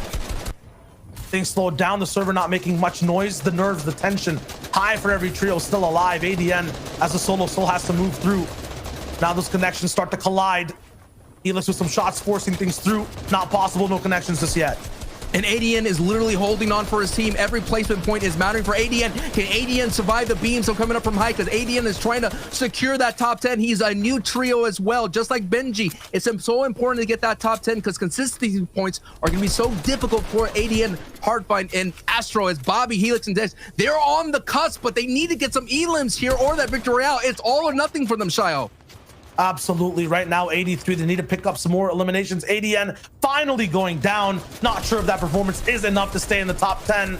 He'll gain possibility with a medkit with Bobby as well, but he doesn't have the HP himself to use it, so he'll make sure he's up enough and alive for the last portion of this game. It's a top 3. Dexy in the mix with Bobby and Helix up on height. Snappy, Putrid, and Toos all the way down on low with Teak and Cammy in between. They're also battling for that top 10. They might have to push Helix, Bobby, and Dexy out of the way to stay in there. The relationships that all these 3 trios share absolutely connected, and these RPGs are also pushing forward too. Helix now all the way on height. Bobby reloading the RPG. A big clash though down below. Toos goes down. Putrid also removed from the equation. Cammy and Teak down now. They're fully confirmed. It's just Snappy who's alive against Dexy. He gets one. How much further can he go though? Floppers or Cabbages ticking at the same time. There's a medkit play coming from Helix on height. Does Snappy know? He has to fight Bobby first. The medkit pops in. Bouncer up top. Helix there to deny. The HP is not enough, and Helix with those tags and that pressure confirms it, and his qual at 108 points. Wow, 13 elims and the Victory Royale. They went all for it, the full send, and they got themselves in, no doubt, to that top 10 finish. Another back-to-back week, Shio, where we had endings kind of won the team, kind of punched their way in with the Victory Royale. We saw Vidil and company do it. Now we see a whole new team do it right then and there. And what an unbelievable, resounding finish to the day. Yeah, 108 possibly also. Could it be enough? Because we saw a lot of teams in there in the mix. True, you might be right. Pretty well with all the points, right? So still, I want to call that a qualifying finish. We'll have to double check it, but still, Sancho, the games today were amazing to cast overall, amazing to watch. They were sick. They were so great, and congratulations to the winners of Qualifier 2. It is Train H, Skype, Falconry, alongside with Grizzlies, Robaz, 138 points total with the Victory Royale, 27 elims, and an average placements of 7.5. But y'all, the train continues. We still have a lot of actions, and we still have to see who gets in. Shio, any final thoughts to wrap us up here at the caster's desk? I just want to know what that top 10 looks like, because this was the closest we've ever seen just a competition go across any region so far in an FNCS. So with that, Sancho, man, I'm giving it over to you. That was just an amazing day to watch. An amazing day, and what a great finish for Benji, Matzo, and Appify. That will be my takeaway. So that's going to wrap us up here at the caster's desk for Shio Wager and Sancho West. Thank you so much. Let's kick it over to Zeke. Thank you guys so much. Fantastic as always. And that is it. Game number 6 here in Qualifier 2 of EU is closed. This means we now will have our top 10 trios that will be moving on to semifinals 2 weeks from now. Now we'll take a look at that in just a moment. There's a couple things we want to relive, every VR from the day. And of course, we want to get these guys' thoughts. We want to know what they think of that last performance. Gentlemen, a 17th place team, 53 points, comes into game number 6. If that's me, if that's Zeke, I'm thinking, how in the world am I going to pull this off? And for this trio, they had the answer. They had the answer, and I wanted two of them, Scottish, fellow Scotsmen. So I want to shout them out. Let's go, represented. Of course, you're trying to take credit for this. I'm not taking any credit. I'm not taking any credit, but fantastically played by them, 100%. And not only did they pick up a victory royale, they completely fragged out as well. So many eliminations over and over and over again. And that height fight with Dexy, really, it was close. It was close contesting it, but once that was won, all three team members went up, and it was a pretty simple win from them because again, they just had that stopping power over and over again. Yeah, we just saw a remontada from these guys, right? Like the comeback really was on. We've seen this now 2 weeks in a row. You cannot just, give up by any means, because you can qualify in your last game. You could go into your last game somewhat not even really that close to qualifying, or at least in doubt. These guys put on an absolute performance. I'm super impressed. Really impressed by what these guys were able to do. All the victory royales from today, though, Reese. We've had a great set of games today, haven't we? Yeah, we've had some absolutely fantastic games today, actually. And, Robab, Sky, and Falconly obviously took away the entire day, and they took away that kind of the game 2 as well. And, this is one of the things we'd watched on the stream where we saw Falconly go down, and you can see in the bottom left corner him just kind of going down, over-committing into that zone a little bit too much, a little bit too early. But because of the fact that there was a tiny hill there, that was 4ZR deep in zone there. And, Robab still has 3 floppers left. We know at this point, because 4ZR was forced into the zone earlier, he's completely run out. And great little bouncer play just to distance himself from 4ZR, just to ensure that there's no more tags on him at all. Yeah, I've been talking about it all day, right? It's been a great day for the Frenchies. It's been a great day for CS, but really it's been a great day for Train Hard Esports, because so many of their players putting on a show. We can see here on our screens, Amplify, Matzo, Benji, those guys were amazing. Obviously, we just saw, right, Sky and them were also incredible. So Train H Boys really putting on a show, like I said. I think it's been really interesting to see how some of these hype teams are played. Suffolk, Arizumi, Siberia, these guys were consistently taking hype, right? If you're a team that wants to play high ground, these are definitely going to be the boys to VOD review, because they figured out a formula which has been working for them on a game-to-game basis. Yeah, it's mainly about the timing, right? They're getting up early into that high ground. There was, out of the 6 games we played, I didn't play them, they played them, but out of those 6 games, 3 of them, they were on height of 50-50. So obviously some of these they did lose at height kind of earlier on, in particular this last game that we'd watched as well, game 5 that we'd watched. They'd lost the high ground from that position to the RPG from Benji Fishy, because it went up this incredible hill. But in the other 2 games, they managed to just consistently keep that high ground all the way through, pretty much through the moving zones. I want to make a note on Benji Fishy, right? Make it. We've been talking about, Benji Fishy from the beginning of the season, right? I specifically have said that I wanted to see him really in a trio where he could just be, unleashed, right? We've seen that now. Benji's unchained at this point, right? In so many of his previous teams, he's had to worry about having the responsibility of IGLing, right? He's never had that freedom to just be able to, be the great fragger he is. We've seen what he can do with the RPG. The playmaking ability that Benji possesses is, insane. And with having the support system of Amplify and Matzo, let's not discredit these guys. Amplify and Matzo, their game knowledge and understanding is insane. And to finally see them, right? Like, and Fishy, right? And Fishy, Benji's mum, she had said to me, like, Levin, what do you make of this, right? Like, I know you said you wanted to see this. And I said to her, I can promise you, we will see the best Benji we've ever seen, because he just doesn't have to worry about, making calls and whatnot. He has Amplify and Matzo who can carry that responsibility. And I think we've seen that today. Yeah, and you said, support system. Amplify, Matzo, fantastic players in terms of IGL and obviously the support role there too. But you mentioned a little bit the real support system, and Fishy. Let's be real, MVP of the Fortnite community, my favorite Fishy. Sorry, Benji, you lose out. That's the way it goes. It does be like that sometimes, but it's okay. With that being said, let's turn our attention to the top 10 trios that did make it through. Now, we already know who is at the top, but gentlemen, there was a pretty big shift here in this last game. Yeah, we see again at the top 2 slots, Train H kind of just running a train through the entire lobby. Like, very, very impressive. Both of these teams up at the top, obviously with Robabs and the Energy, Benji Fishy as well. These 2 teams that if we look through the games, were just consistently making plays and just being consistent overall. And we can't forget Safik, Siberia, and Iruzumi as well. These guys played extremely well today. That huge focus on high ground really put them up on top of the leaderboards as well as on top of that 5th zone. Yeah, ultimately, right. Super impressive stuff. 2 teams coming out of Misty Meadows, right? This is something that we saw last week, right? We saw 2 teams come out of Weeping and qualify, and 2 teams now coming out of Misty and qualifying. This is great stuff all around. If we take a look over at the next page, though, right? 6th to 10th.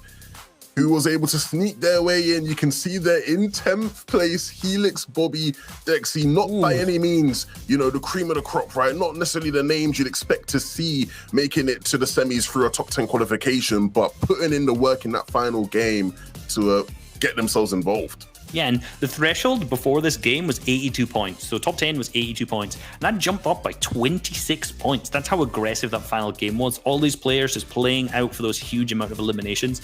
As an example, we saw Kezix, Forjar, and Nate, who picked up 14 eliminations in that game again. So really, really large from them.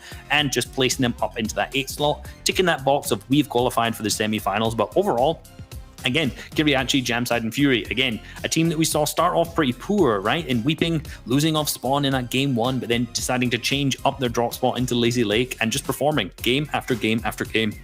Yeah, right below them with Link and Stormy, right? We were questioning whether these guys would find success coming out of a contested Steamy. Baffle, Void, and Passive, they've looked amazing in recent times, and you know, those guys, Stormy, right, their team, they made quick work of them at Steamy and qualified through. Great stuff. Looking at this page, so the players who weren't able to make it in, I dropped Tayson and Savage just missing out. High Chris, Vortex, and Nightstick, they were super impressive throughout today, but barely missing out. Yeah, it was kind of a sad story with them in that last game too, being stuck underneath, not being able to get out. And, you know, we saw them go down very, very sadly. It was very unfortunate to see a team that's just on the boundary there and not quite make it in that kind of final game, not have it go their way. And that's just like a testament to how tough the competition is, right? I mean, this is what we're looking at. There's so many names there that you could just kind of point at any trio and say, how are they not in your top 10? I know them. They're fantastic in the game. But once again, we have one more week of qualifier rounds next week, qualifier 3. We're pretty much done here in Europe. Gentlemen, before we go, any final thoughts from you? Reese, start with you. Overall, we've seen like a ton of aggression, in particular in that last game. Obviously, players going for elimination points, players just making more aggressive plays than they normally would. I'm going to be interested to see next week how that plays out, because what's really going to happen then is they'll have these weeks of playing this super aggressive play style, and then when it comes to the finals and the semifinals, that may not be the play style that's actually going to be incorporated into their own gameplay. So I'm thinking some of these teams are just being more aggressive, may actually end up struggling a little bit more in that semifinal stage. So interested to see kind of how that plays out when we get into week 4.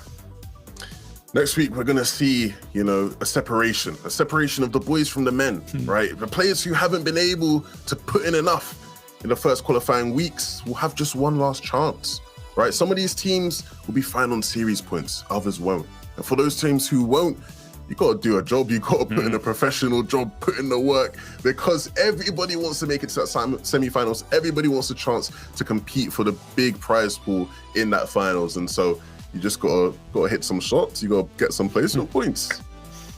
Absolutely. Next week is that time. Well, Fortnite fam, thank you guys so much for tuning into Europe.